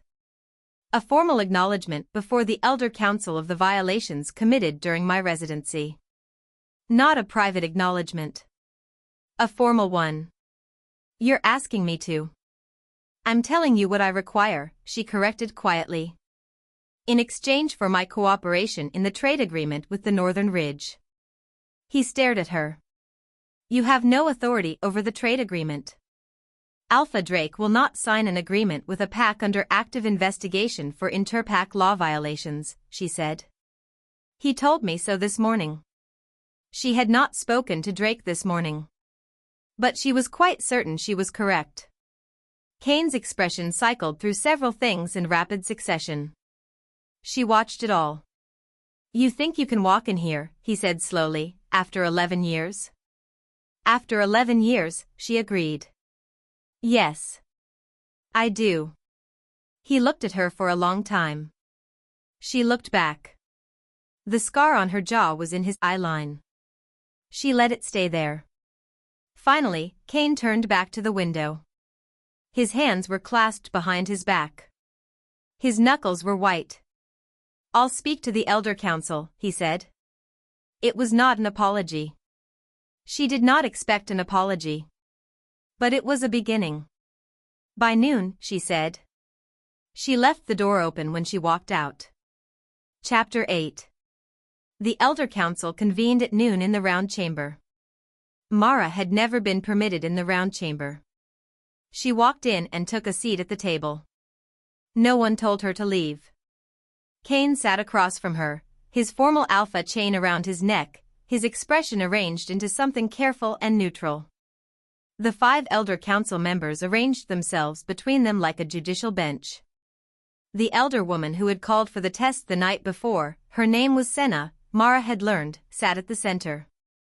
Her eyes were the pale, washed-out blue of someone who had been seeing things for a very long time. We have reviewed the residency records, Senna said without preamble. Or the lack thereof. She looked at Kane. Alpha. The original classification was expedient, Kane said. His voice was controlled. Reasonable. The performance of a reasonable man. The girl arrived with no documentation. Children require documentation to be created, Senna said. Not to be found already having documentation. The law is clear. A wolf in residence for more than 30 days receives provisional standing. Full standing after 1 year. She looked at him flatly. 11 years of deliberate misclassification is not an administrative oversight. Kane said nothing. The formal acknowledgement will be entered into pack record, Senna said. She turned to Mara. Miss Mara, formerly classified as Omega Servant, reclassified as of today as a free wolf of documented Aurelian lineage, provisional standing pending formal bloodline registration. She paused. I should tell you that the council was not entirely unaware of your situation. We should have intervened sooner. Mara looked at the old woman. Yes, she said. You should have. Senna accepted that without flinching. Noted, she said. We did not. That failure belongs to this council and will be documented alongside the Alpha's violation. She folded her hands. What else do you require? The other undocumented wolves. We have begun an audit. Today. Today, Senna agreed. Kane's expression had moved into something dark and still, a man watching his authority be reorganized around him in real time and understanding that fighting it will cost more than accepting it. Smart, in its way. She had expected he would be smart about it. What she hadn't expected was what happened at the end of the council session. As the elders filed out, as Kane rose and left without looking at her, Ronan appeared in the doorway. He had been waiting outside. He crossed the chamber and sat in the chair beside her, which was unnecessary given the session was over, and placed a folded document on the table. "What is this?" she asked. "My formal testimony," he said. "For the record. Everything I witnessed over 4 years." His jaw was tight. "Everything I didn't do enough to stop." She looked at the document. Then at him. "You didn't have to do this," she said. "I know." He looked at the table. "I did it anyway." She picked up the document. She read the first 3 lines. Then she folded it and set it down. "Ronan." He looked up. "Thank you," she said. "For trying. Even when it wasn't enough. Thank you." Something in his face shifted, the particular shift of someone who has been carrying guilt for a long time and has just been given permission to put it down without having to have earned that permission. "You're welcome," he said quietly. She rose. She was almost to the door when he spoke again. "He wants to speak with you," Ronan said. "Drake. He asked me to tell you." She paused. "Where?" "The library. He's been there since this morning." She stood in the doorway for a moment. "He's been in the library all morning?" she asked. Reading the pre-hierarchy texts, Ronan confirmed. He brought his own notes. A pause. "I think he's been waiting 4 years for access to an Ironmoor library." Something moved in her chest. Warm and slightly exasperated. "Of course he has," she said. She found him exactly where Ronan said. At the reading table, 3 books opened simultaneously, his own leather journal beside them with handwriting so dense it barely left margins. His dark coat was draped over the chair beside him. His sleeves were rolled to the elbows. He looked up when she entered. The look on his face was not the composed, measured expression she had come to associate with him. It was the unguarded expression of a man who has been absorbed in something he loves and is slightly startled to be interrupted by reality. She almost smiled. "The council session?" he asked. "Done." She moved to the table and sat across from him, which felt natural now in a way it hadn't before. "Kane will cooperate. Senna will ensure it." "Good." He closed the topmost book. "And you?" She paused. Assessed honestly. "I'm standing on ground I've never stood on. It doesn't feel stable yet." "It will," he said. "Give it time." "Is that alpha wisdom or personal experience?" "Personal experience." He held her gaze. "I was 19 when my father died and the challenge went to me by default. I stood in a room of wolves 3 times my age who were deciding whether to follow me or dismember the decision, and the ground felt exactly like you're describing." A pause. It steadied. Eventually. She looked at him. "How old are you now?" she asked. 26. 7 years of steady ground. More or less. One corner of his mouth moved. "There are earthquakes." She looked down at the open books on the table. Dense text, historical records, diagrams of bloodline trees. "You've been researching the Aurelian line all morning," she said.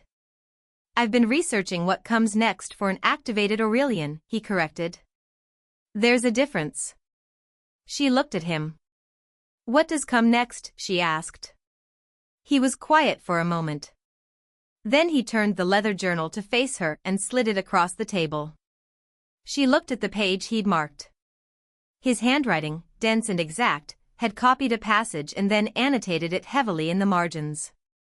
The activated Aurelian exists outside the pack structure. She belongs to no alpha, no territory, no hierarchy. She cannot be claimed. She cannot be integrated into an existing pack without her explicit consent. She is, in the oldest sense of the word, sovereign. Beside this, in the margin, Drake had written, implication, she chooses everything that comes next. Nothing is assumed. She read the margin note twice. She looked up at him. He was watching her with those storm-gray eyes, his hands flat on the table, his posture open and still. You wrote that note, she said. Yes. For me to read. Yes. She looked back at the page. Most alphas, she said carefully, would look at an Aurelian and see power. Something to attach themselves to. Something that makes them stronger. Most alphas would, he agreed. And you? He was quiet for a beat.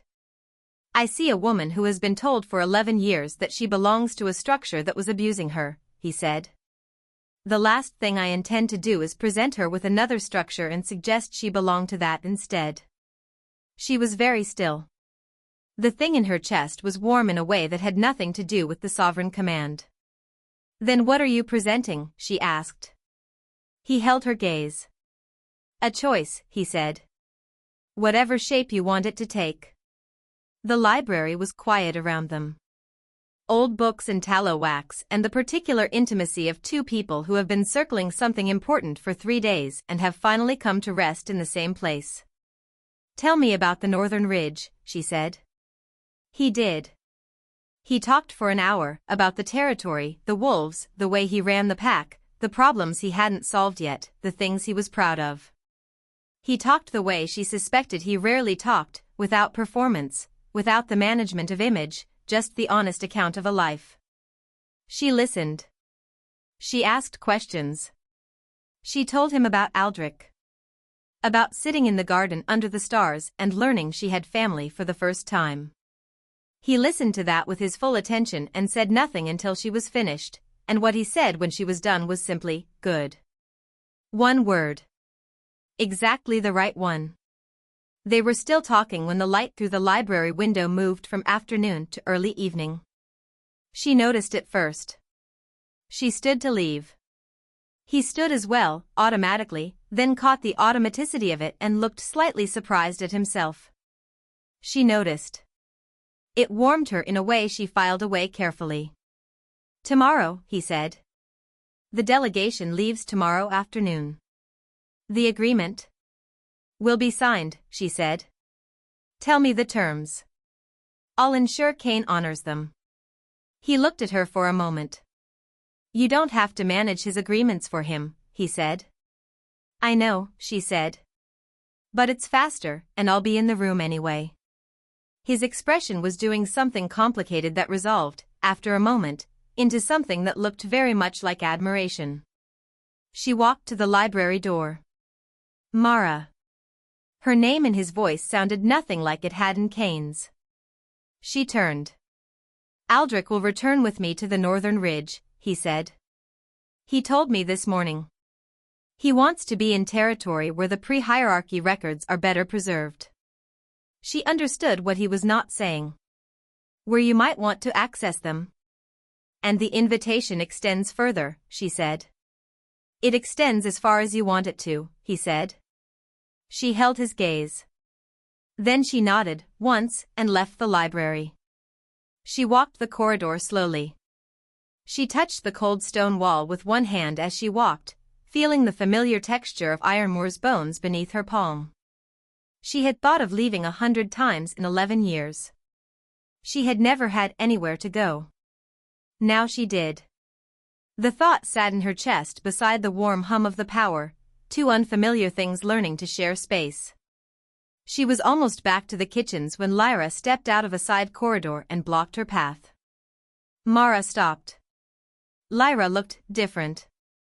The composure was intact, the silk was pristine, the dark hair was immaculate. But something in her eyes had changed since the Great Hall. I'm not here to threaten you, Lyra said immediately. Her voice was flat. Direct. The voice of a woman who has had to deliver an uncomfortable truth to herself and is now delivering it externally. Whatever you think I'm going to say, I'm not. Mara waited. I knew, Lyra said. Not what you were. But I knew the documentation was deliberate. Kane told me when we paired, he said keeping you undocumented was a necessary measure to maintain the packs. She stopped. Pressed her lips together. It doesn't matter what justification he gave. I accepted it. That makes me complicit. Mara studied her. Why are you telling me this? She asked. Because Senna is going to ask me directly, Lyra said. And I have decided to tell the truth. And I wanted, she paused again. Something flickered in her expression, pride and discomfort, and something that might, in a different face, have been shame. I wanted you to hear it from me first. Mara said nothing for a moment. All right, she said. Lyra blinked. That's all? What did you expect? I don't know. Lyra looked at her directly. Rage, maybe. You'd have every right. I have every right to many things, Mara said. I'm choosing which ones to use carefully. Lyra was quiet. Then, unexpectedly, she said, Does it hurt? What happened last night? The power. Does it hurt you? Mara considered the question. Not anymore, she said honestly. For a while, before it came, the pressure of it was uncomfortable. Like something trying to breathe in too small a space. She paused. But when it finally arrived, it felt like. Like what? Like being the right size, Mara said. For the first time. Lyra looked at her for a long moment. Then she stepped aside. Mara walked past her. She did not look back. But she heard Lyra, very quietly, behind her. Good. Just that word. Mara kept walking. That night, she ate dinner at the main table. No one said anything. No one dared suggest she shouldn't. She sat at the end farthest from Kane, and she ate a full meal, and she did not apologize for the space she occupied. Across the table, she was aware of Drake eating his own meal with the unhurried composure of a man who has decided to be patient and is genuinely at peace with that decision. He looked up once. Found her already looking. Neither of them looked away first. They just looked. For a moment. An acknowledgement. A beginning. The pack that had broken her was reassembling itself around the shape of who she actually was. It didn't fit perfectly. It was never going to fit perfectly. But the shape was hers now. And for the first time, she was not making herself smaller to fit someone else's. Chapter 9. The Northern Ridge delegation prepared to leave the following afternoon. Morning was full. The trade agreement signing took place in the round chamber, Kane at one end of the table, Drake at the other, Senna witnessing, Ronan standing to the side with the careful attention of a man filing every detail. Mara sat at the table. Kane had looked at her when she entered and said nothing. She had sat anyway. The agreement was fair. She had reviewed the terms that morning with Drake's second, a quiet woman named Petra who had the efficiency of someone who has been doing critical work without adequate recognition for years and recognized a kindred spirit immediately. Mara had suggested 2 amendments. Both were accepted. Drake had not looked surprised when they were read aloud. Kane had looked at her with an expression she was beginning to read as his new default, the recalibration face. The face of a man constantly adjusting to a reality he would not have chosen. She found she didn't particularly care about his adjustment. That was new.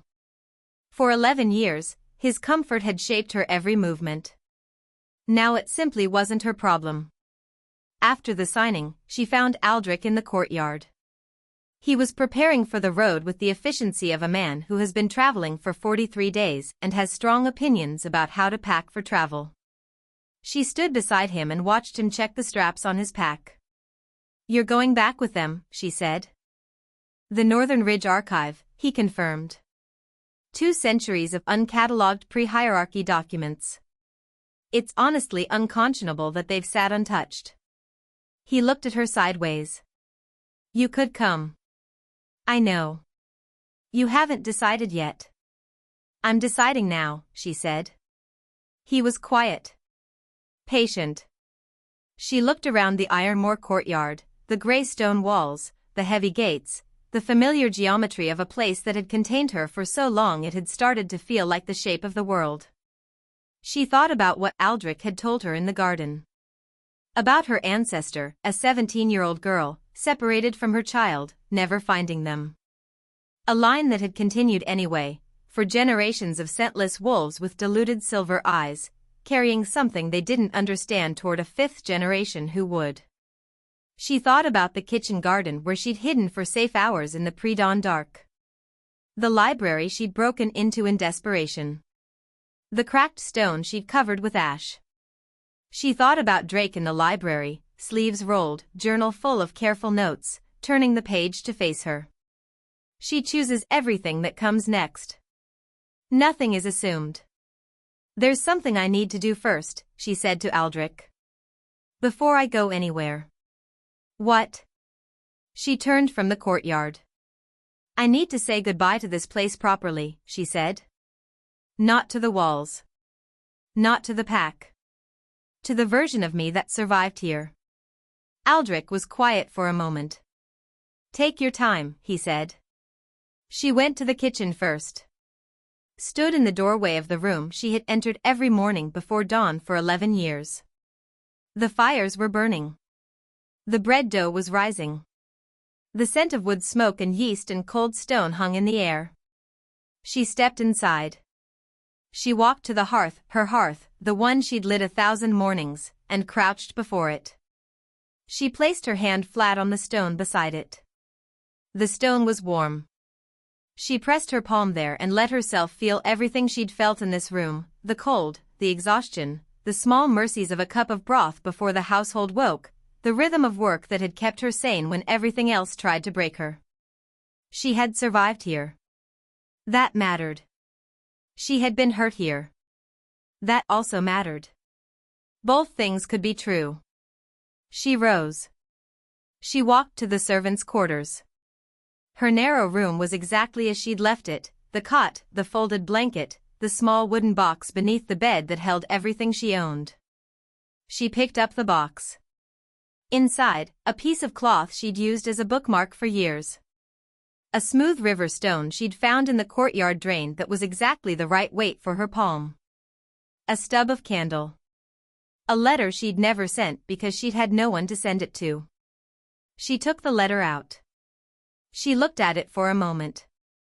Then she put it back. She would keep it. Not because it still needed to be sent, but because the girl who wrote it deserved to be carried forward. She left the room.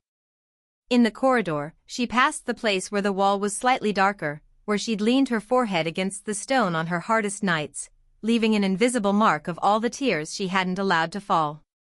She pressed her hand there now. She stood like that for a moment. "I know what you endured here," she told the girl she had been. "I am taking you with me. Every year of you. You are not something I am leaving behind. You are the reason I'm still standing." She removed her hand. She walked out into the courtyard. The delegation was nearly assembled. Horses were being brought forward.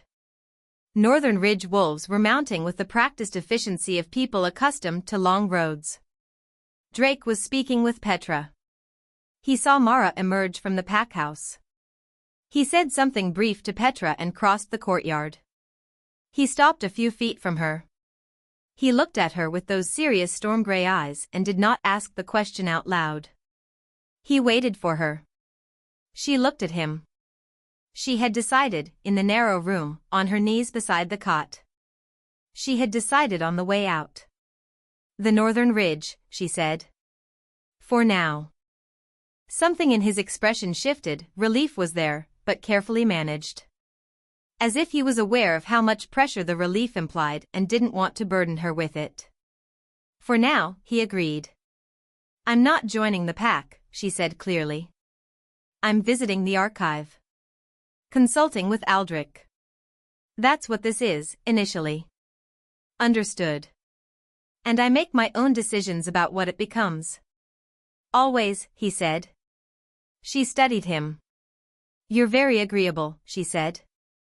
"On this particular subject," he said, "yes. On others, I've been told I'm immovable." "What others?" "Pack safety.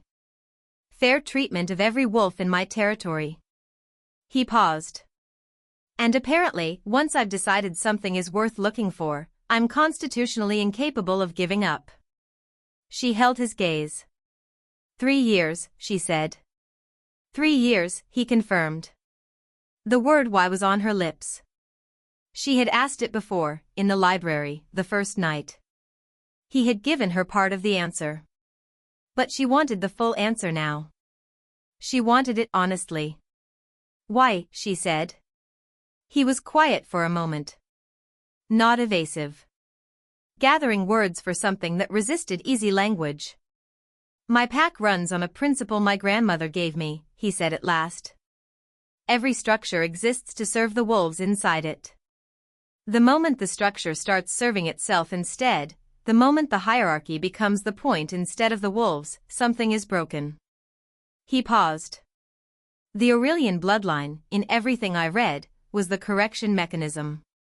The reset. The proof that the structure has a ceiling above which no alpha sits. His jaw worked slightly. "I was 18 when I read the first record. I decided then that I wanted to live in a world where that correction mechanism still existed. Where no alpha, including me, could believe themselves above accountability." She was very still. "Including you," she repeated. "Especially me," he said. The courtyard was filling with morning light.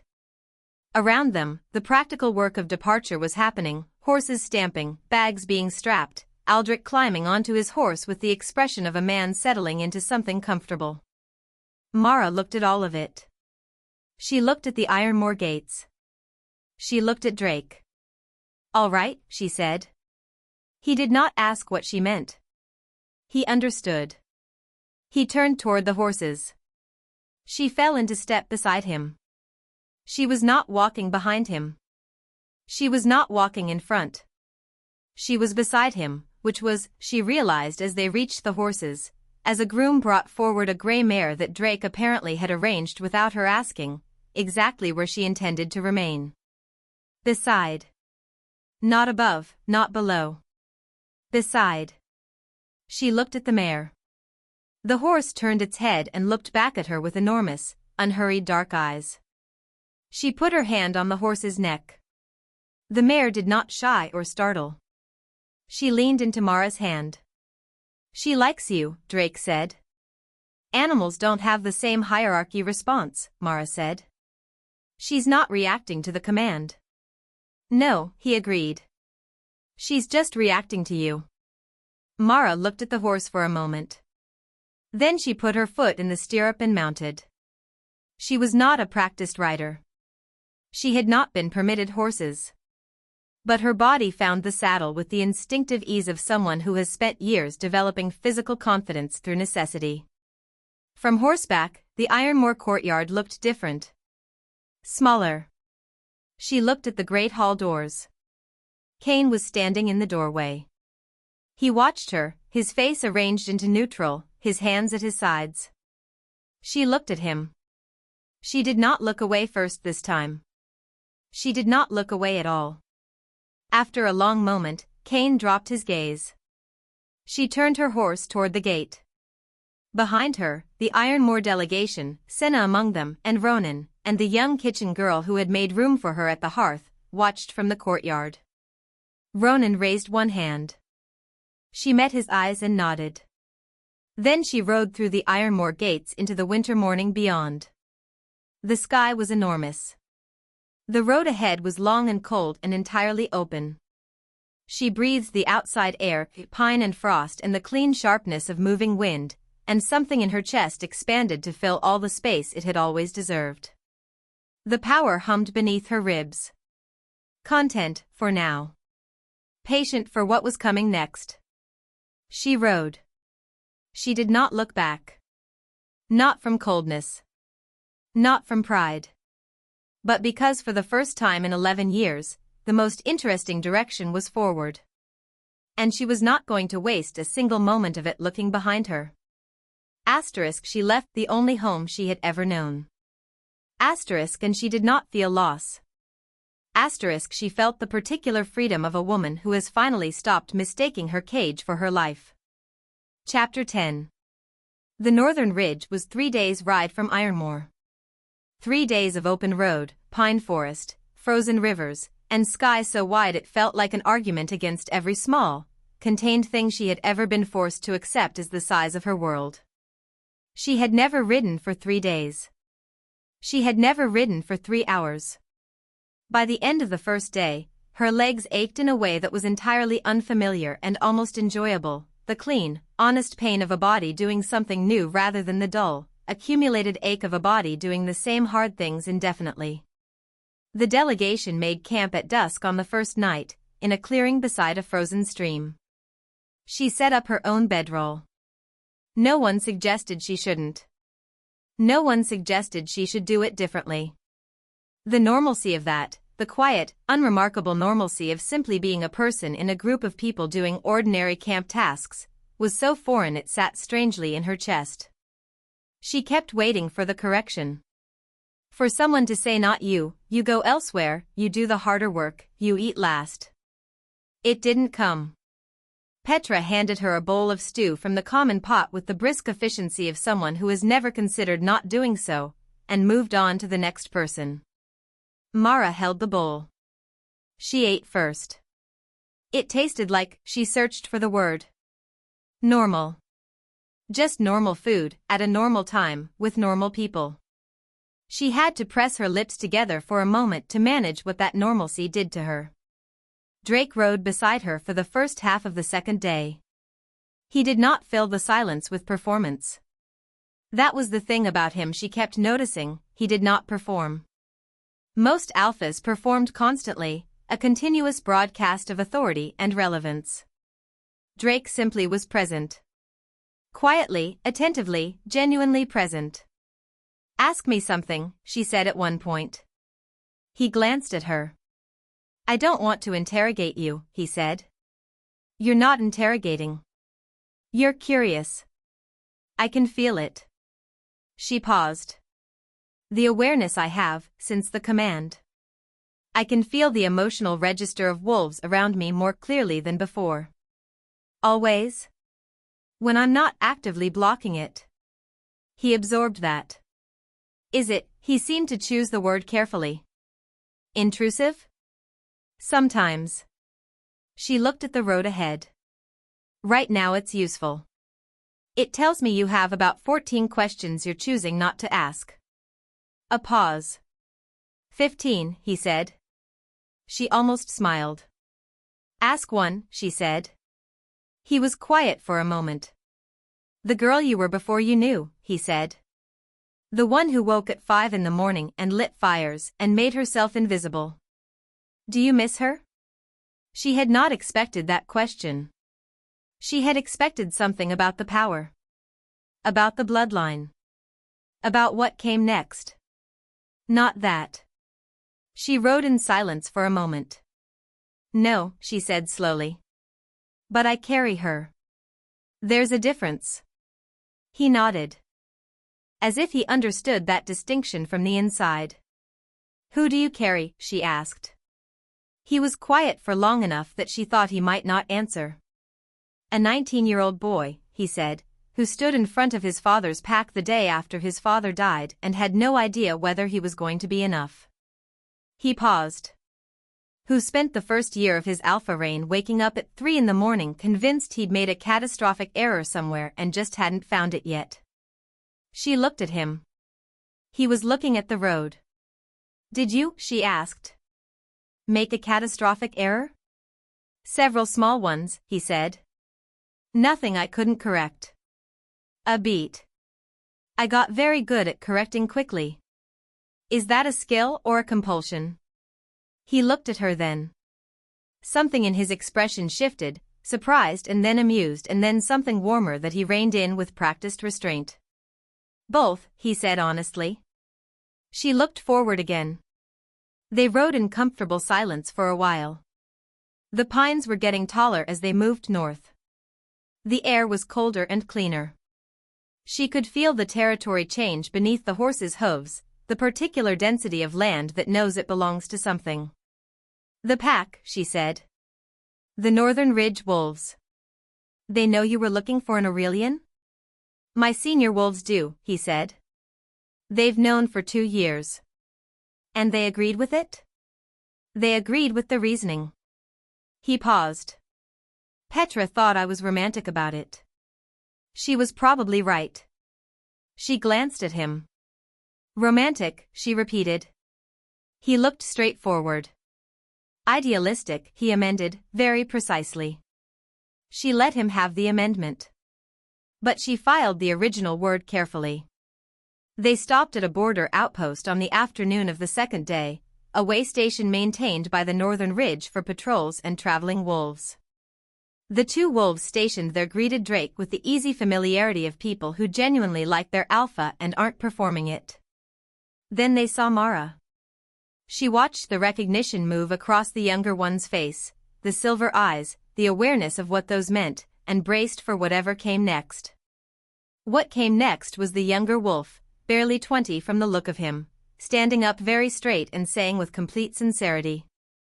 It's an honor. We heard. Word travels fast in the ridge. She blinked. Word of what? She asked carefully.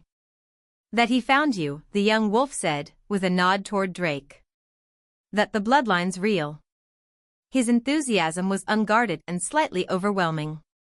My grandmother told me the old stories when I was little. I didn't think, he stopped himself. Reined it in. Sorry. He gestured toward the way station door. He disappeared inside. Mara looked at Drake. His grandmother, she said. The old stories are still told in the Northern Ridge, he said. He had the expression of a man attempting to look innocent and not quite managing it. I may have encouraged that. For 3 years. For 7, actually. Since I was 19. She stared at him. You told your pack's children stories about the Aurelian bloodline when you were 19 years old. It seemed important to preserve the cultural memory, he said. Drake. He met her eyes. She didn't have the sentence for what she was trying to say. She just looked at him for a long moment, this absurd, serious, wolf of a man who had spent 7 years telling children about her, not knowing her name, not knowing if she existed, out of some deep-seated conviction that it mattered to remember. She looked away first. But not quickly enough. She was almost certain he saw whatever had moved across her face.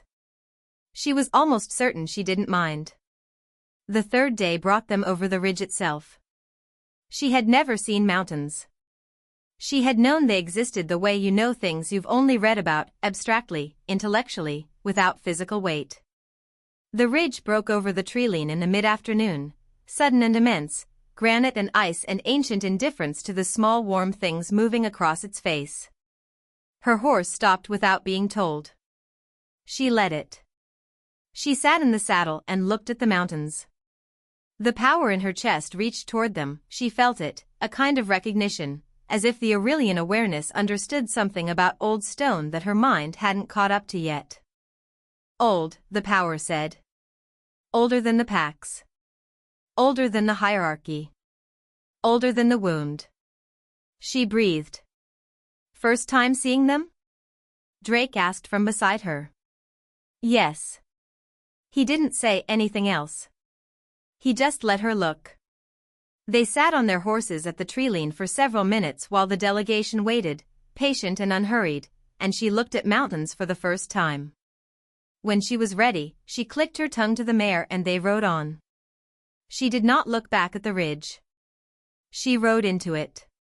The Northern Ridge Pack settlement came into view in the late afternoon gold of a winter sun, a collection of stone buildings that were larger and older than Ironmoor, built into and against the mountain face like they had grown there rather than been constructed. Wolves came out to meet the returning delegation. Mara rode into that welcome with her back straight and her chin level and the silver of her eyes catching the last light. The pack of 30-40 wolves gathering in the settlement's central yard went very quiet. Not afraid. Awed, maybe. She felt the particular attention of a group of people looking at something they've been told about for a long time and are now seeing with their own eyes. She held it. She did not shrink from it. A white-haired woman at the front of the gathered wolves, older than anyone else present, leaning on a walking staff, looked at Mara for a long moment. Then she turned to Drake and said, with the authority of someone who has been right about many things for a long time and has earned the right to be satisfied about it. I told you. You told me, he agreed. The old woman turned back to Mara. Drake's grandmother, she said, by way of introduction. Alive despite popular expectation. She extended one hand. Welcome, child. Mara took the offered hand. Old fingers, warm and strong, wrapped around hers. No submission response. No power surge. Just a hand. The warmth of it moved up her arm and settled in her chest beside everything else that was living there now. Thank you, Mara said. Don't thank me yet, the old woman said. The archive is a disaster. You'll need at least a month just to understand the cataloging system. Grandmother, Drake said. She should know what she's walking into, the old woman said serenely. She released Mara's hand and turned toward the pack house. Dinner in an hour. Someone show her to a room that isn't the servants' quarters. She walked away. Mara looked at Drake. He looked slightly pained. She's been like that for 83 years, he said. We've all made peace with it. I like her, Mara said. He looked at her. Of course you do, he said. And there was something in his voice that sounded like relief, like the particular relief of two important things in your life recognizing each other. She was shown to a room. A real room. Stone walls, yes, but a wide window with a view of the mountain, a proper bed with wool blankets, a writing desk, a shelf. Empty. Waiting. She set her small wooden box on the desk. She stood in the center of the room and felt its dimensions, generous, warm, hers. She sat on the bed.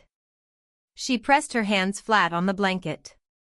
The wool was rough and warm beneath her palms. Real. Hers. She closed her eyes. The power in her chest was quiet. Settled. Good, it said. This is good. Chapter 11. She stayed a month. Then 2. The archive was, as the grandmother had said, a disaster, centuries of pre-hierarchy documents in varying states of preservation, filed according to a system that appeared to have been invented by someone who thought association was more useful than chronology, and then modified by every subsequent archivist according to their own personal philosophy. She loved it.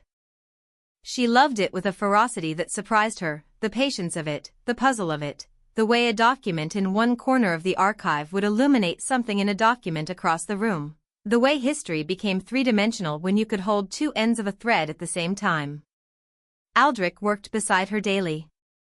He taught her to read the oldest script, angular, compressed, written on treated hide rather than paper.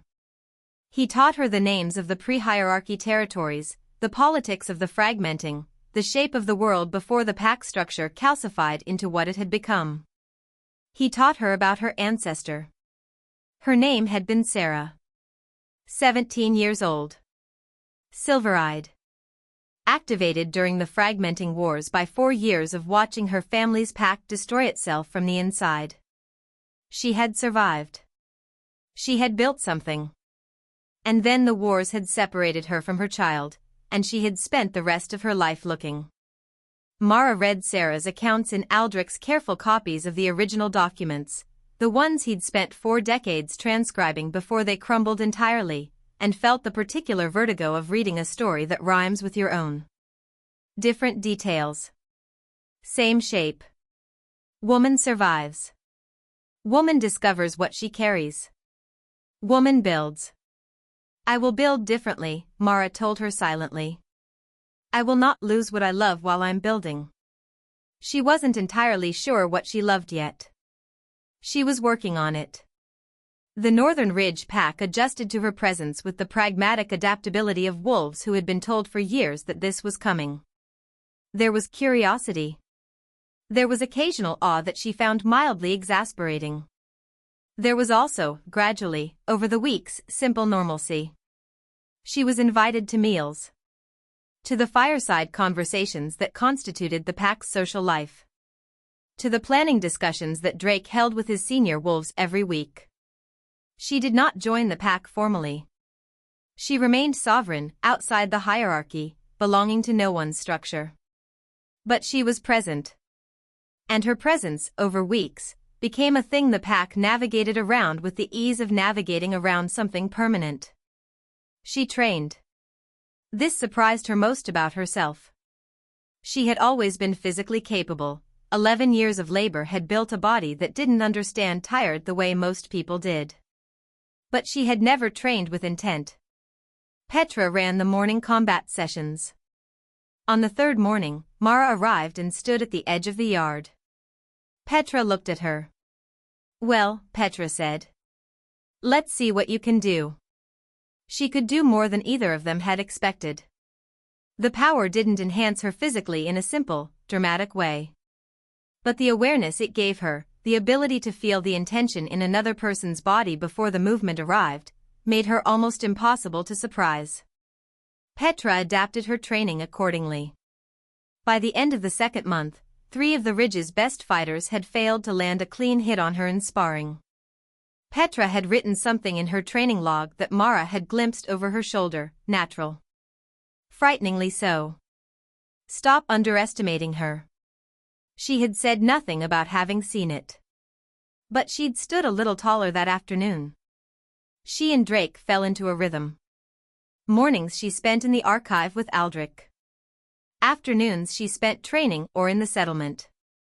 Evenings, more often than either of them formally planned, she found herself in the fireside room where Drake reviewed pack correspondence, and she read, and neither of them said much, and both of them were entirely comfortable not saying much. Comfortable silence, she was learning, was rarer and more valuable than almost anything. She had never had it before. She was fiercely protective of it. One evening, he set down the letter he was reading and said without preamble.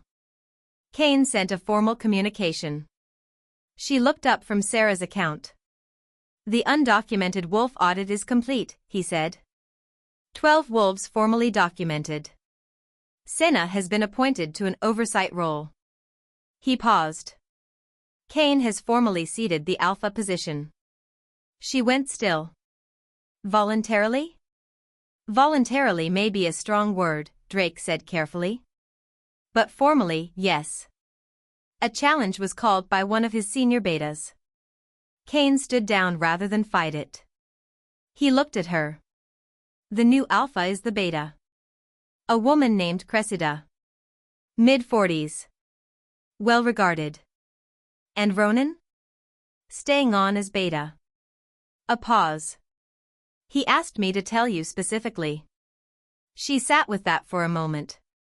She thought about Ronan, his careful watching, his 4 years of imperfect protection, his testimony given voluntarily before it was required. Good, she said. She meant it. There's something else, Drake said. She waited. Kane has been formally charged under interpack law. His voice was measured. Giving her the information and letting her decide what to do with it. The trial will be held by a neutral counsel next month. You've been asked to testify if you choose to. She looked at the fire. She thought about testifying. About sitting in a formal chamber and naming each of 11 years aloud, in detail, to a council of strangers. She thought about Sarah, who had never gotten that accounting. "I'll testify," she said. Drake nodded. No elaboration. No advice. Just acknowledgement. She looked at him. "Does it bother you," she said, "that the thing pulling me back south isn't you?" He looked at her steadily. "No," he said. "Why not?" He was quiet for a moment. "Because I'm not interested in being the thing that tethers you," he said. "I'm interested in being the thing worth coming back to." He paused. "There's a significant difference." She looked at him for a long time. The fire crackled between them. The comfortable silence was not entirely comfortable now, it was charged with something both of them were being very patient with. "Drake," she said. "Mara. I'm going to ask you something directly. And I need you to answer directly." "All right," he said. "What is this?" she asked. Indicated the space between them with one gesture. The evenings. The comfortable silence. The fireside room. "What do you understand it to be?" He held her gaze. "Whatever you need it to be," he said. "That's not an answer." "No," he agreed. "It isn't." He set down the letter he'd been holding. Turned to face her fully.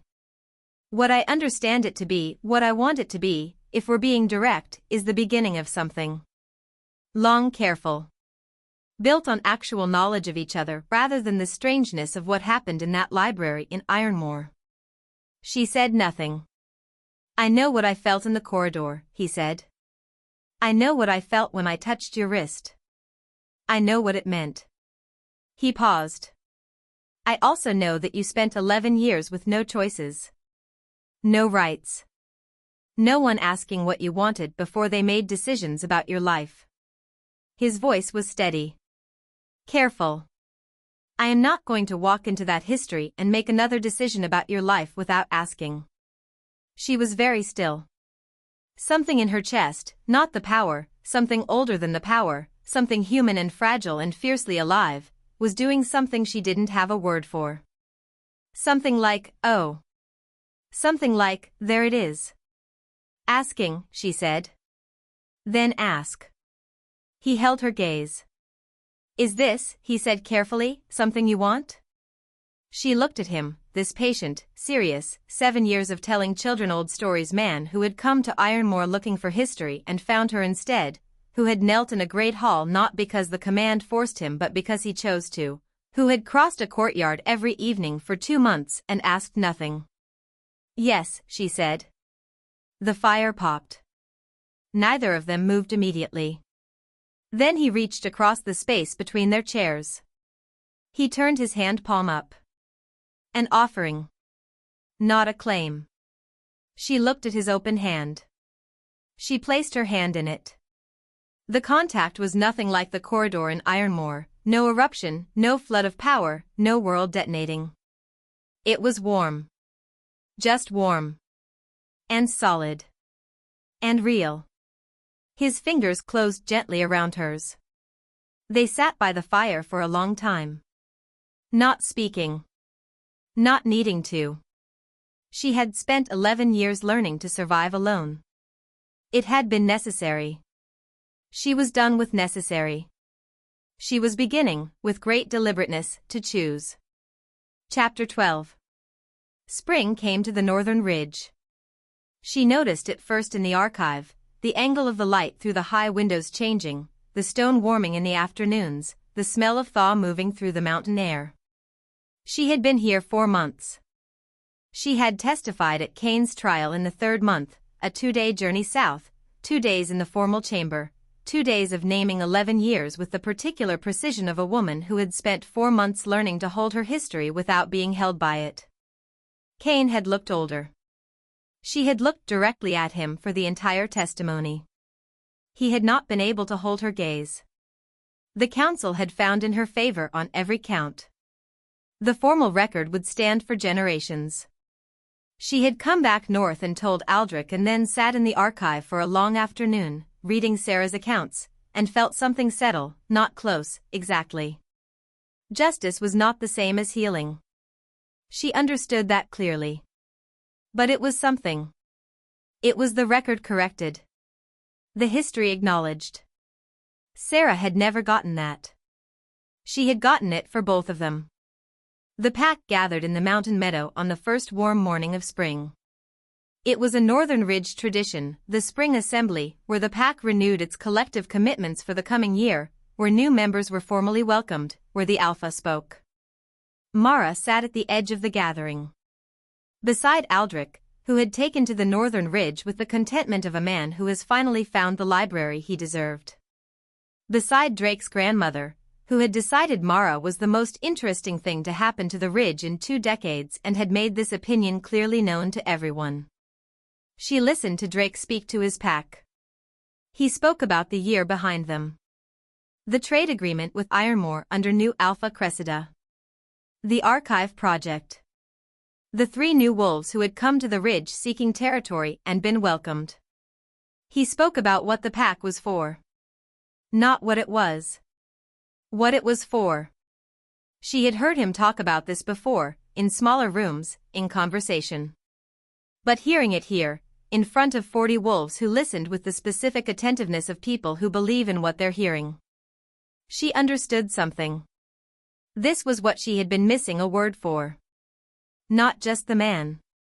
Not just the evenings by the fire, the hand in hers, the warmth of being fully seen by someone who had decided, without obligation, without hierarchy, to look.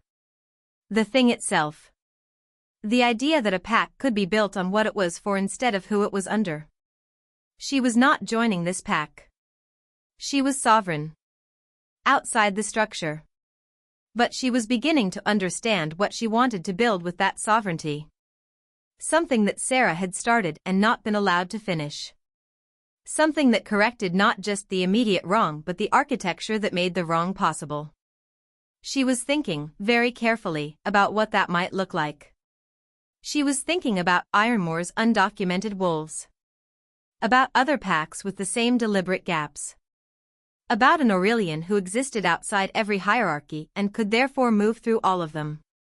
About the particular use of a woman who belonged to no one's structure but understood all of them.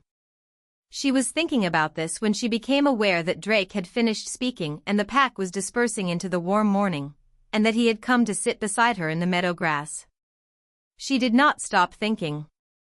She just made room for him beside the thinking. He sat.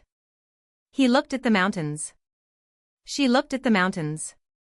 After a while, she said, "I want to talk to you about something." "All right." "Something I've been working out." She turned to look at him. "I've been reading the inter-pack law records. The gaps. The deliberate misclassifications. Ironmoor wasn't exceptional. It was typical." He was listening with his full attention. 12 wolves documented in the Ironmoor audit, she said. 12. In one pack. And the audit only happened because I was there to compel it. She paused. What about the packs where there's no audit? Where there's no, she gestured at herself. No Aurelian, he said. No correction mechanism. She looked at the mountains. Aldrich has been compiling records. Other packs. Similar patterns. Wolves kept deliberately undocumented. Denied rights. Denied standing. She paused. I want to do something about it. He was quiet. Not hesitant. Thinking. What did you have in mind, he said. A formal role, she said. Interpack. Independent. Not affiliated with any Alpha's authority. She turned to look at him directly. I would travel. Audit packs. Advocate for undocumented wolves. Make the corrections where the structure has broken down. She paused. I'm asking for the Northern Ridge's formal backing. Resources. Documentation. The legitimacy of a named, established pack support, without that pack's authority over my decisions. He looked at her. The look was the look she had come to love most, the one where he was genuinely considering, not performing consideration. The Pack Council would need to vote, he said. I know. I think they'll say yes. I know that too, she said. I wasn't asking about the vote. She held his gaze. I'm telling you what I'm going to do. I'm asking whether you understand what it means, that I'll be gone, regularly. That I won't be here every evening. That this, she paused. That what this is, between us, will have to be built differently than most things get built. He was quiet for a moment. She watched the mountains in his eyes. I have been, he said carefully, waiting for 7 years for someone who isn't here yet. I think I can manage the times you're away. Something moved in his expression, warm and rueful and entirely genuine. You underestimate how good I've gotten at being patient. She looked at him. You're also going to worry, she said. Yes, he said honestly. I'm going to worry constantly. I'll manage it. And you won't try to come with me. Or send someone to. I will not, he said. Unless you ask. She held his gaze. She thought about asking for promises. For formal commitments. For the kind of contractual certainty that people reach for when they're afraid of being let down. She didn't ask for any of that. She trusted what she felt in him more than she trusted any promise. The Aurelian awareness was very good at that. She reached over and took his hand. He turned his palm up. She laced her fingers through his. They sat in the spring meadow while the pack spread out around them in the mountain air, and she felt the warmth of him beside her and the cold of the mountains above her and the hum of the power in her chest that was content in a way it had never been. Not because everything was resolved. Not because the world was fixed. But because she knew what she was doing in it. Because she had a name for herself. Because she was going somewhere. Because she had chosen every single thing that surrounded her right now. Mara, he said, very quietly. Yes? He looked at her. Just looked at her. And she let him. Because looking was not the same as owning. Because being seen was not the same as being contained. Because this specific, deliberate, unhurried looking, with its particular warmth and its deep patience and its 7 years of stories told to children just in case she was real. This was what she had been owed from the beginning. She was receiving it now. And she was not going to make herself small to deserve it. She was going to receive it in her full size. Every inch of everything she was. She sat in the meadow with her hand in his and the mountains above her and the power settled warm beneath her ribs. She was not the girl from the Ironmoor kitchen. She was not the Omega servant. She was not the nothing they had made her. She was Mara. Last of the Aurelian line. First of whatever came next. She had decided. And no one, not ever again, was going to undecide it for her. 1 year later. Spring again. She rode back to the northern ridge after 6 weeks in the Eastern Territories, 2 pack audits, 11 wolves formally documented, 1 alpha formally sanctioned under interpack law, and a 3rd audit scheduled for the summer. Her mare knew the road home now. Carried her at an easy canter through the last miles of pine forest before the ridge broke into view, familiar and enormous and cold. She had been in 7 packs in the past year. Had sat in 7 council chambers and named violations with the particular calm of a woman who has been through the worst of them personally and is therefore not impressed by posturing. Had documented 43 wolves. Had been threatened twice by alphas who thought the sovereign command was something they could outlast if they held their nerve. They had not been able to hold their nerve. She had not needed to release the full command in either case. The threat of it was enough. The Aurelian who is known is considerably more efficient than the Aurelian who is a surprise. She rode through the northern ridge gates in the late afternoon. Drake was in the yard. He was not waiting for her, or rather, he was not ostentatiously waiting. He was reviewing something with Petra, his attention on the document between them, his back to the gate. She dismounted. The groom came for the mare. She walked across the yard. He turned before she was halfway there. Not because she made noise. She was very quiet. But his head came up, the particular motion of a wolf aware of a specific person's presence, and he turned and found her. Something in his face did what it always did when he found her. Settled. Like something that had been braced, relaxing back into its natural position. She was beginning to understand that she did the same thing when she found him. Petra gathered her document and made herself scarce with the discretion of a woman who has been watching this for a year and has opinions about it that she is professionally declining to share. He walked toward her. She walked toward him. They met in the middle of the yard and she let herself be pulled into him, not swept, not overwhelmed, just held, the solid warmth of him against the cold she'd been carrying for 6 weeks, and she pressed her face briefly against his neck and breathed. Pine. Mountain cold. Him. She stayed like that for one moment. Then she stepped back. They looked at each other. 11 wolves, she said. I heard. His voice was warm. Aldrich's been tracking. He has a map now. She raised an eyebrow. A map, she said. He's color-coded it, Drake said. By audit status. She closed her eyes briefly. Of course he has, she said. She opened her eyes. He was watching her with that particular expression, the one she had needed months to fully name. It was not awe. It was not the submission response of the sovereign command. It was something she understood now as rarer. Admiration. The specific admiration of someone who knows exactly what you are and finds themselves moved by it not because of the power but because of the person. Come inside, he said. Grandmother has been saving an argument with you for 6 weeks and she's getting impatient. What are we arguing about? The cataloging system, he said. She wants to reorganize by territory. Aldrich wants to keep associative. She needs a third opinion. Why is it always me? Because you're the only one she respects enough to fight with properly. She almost smiled. She walked beside him toward the pack house. At the door, she stopped. She turned back to look at the yard, at the mountains above the gate, the familiar stone of the ridge, the particular quality of northern light that she had learned over a year. She thought, briefly, of the Ironmoor kitchen.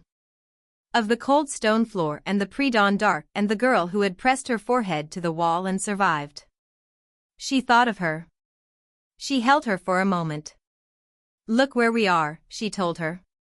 Then she turned and went inside.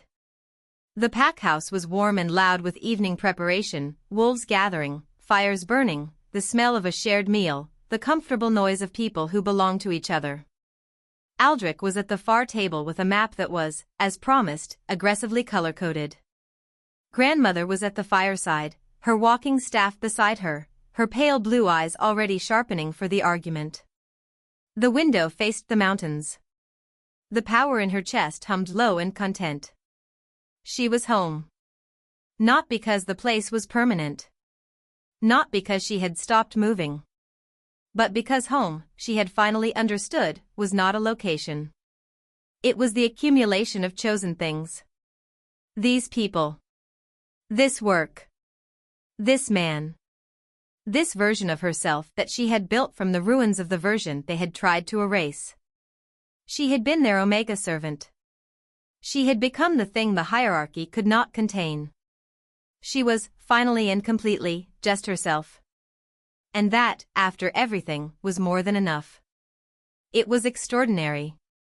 The ground at Ironmoor still held her handprint in the hearthstone. They could not remove it. They had tried. 3 alphas later, they had stopped trying. And the pack told the story of the girl who left her mark in solid stone and then walked out their gates and changed the world beyond them. They told it to their children. And their children told it to theirs. That is how you survive a woman like Mara. You don't. You become part of the story she leaves behind. She was not what they made her. She was what they couldn't break. There is a difference. She lived it. And that, listener, is where we leave her. Not at the beginning of the pain. Not at the moment the power arrived. But here, in the warm room, with the color-coded map, with the mountains outside the window, with the argument she's about to win. In the ordinary, extraordinary life she built from the wreckage of what they tried to make her. If you stayed with her from the cold Ironmoor kitchen all the way to this fireside, thank you. You know what it is to root for someone. What part stayed with you the most? The end.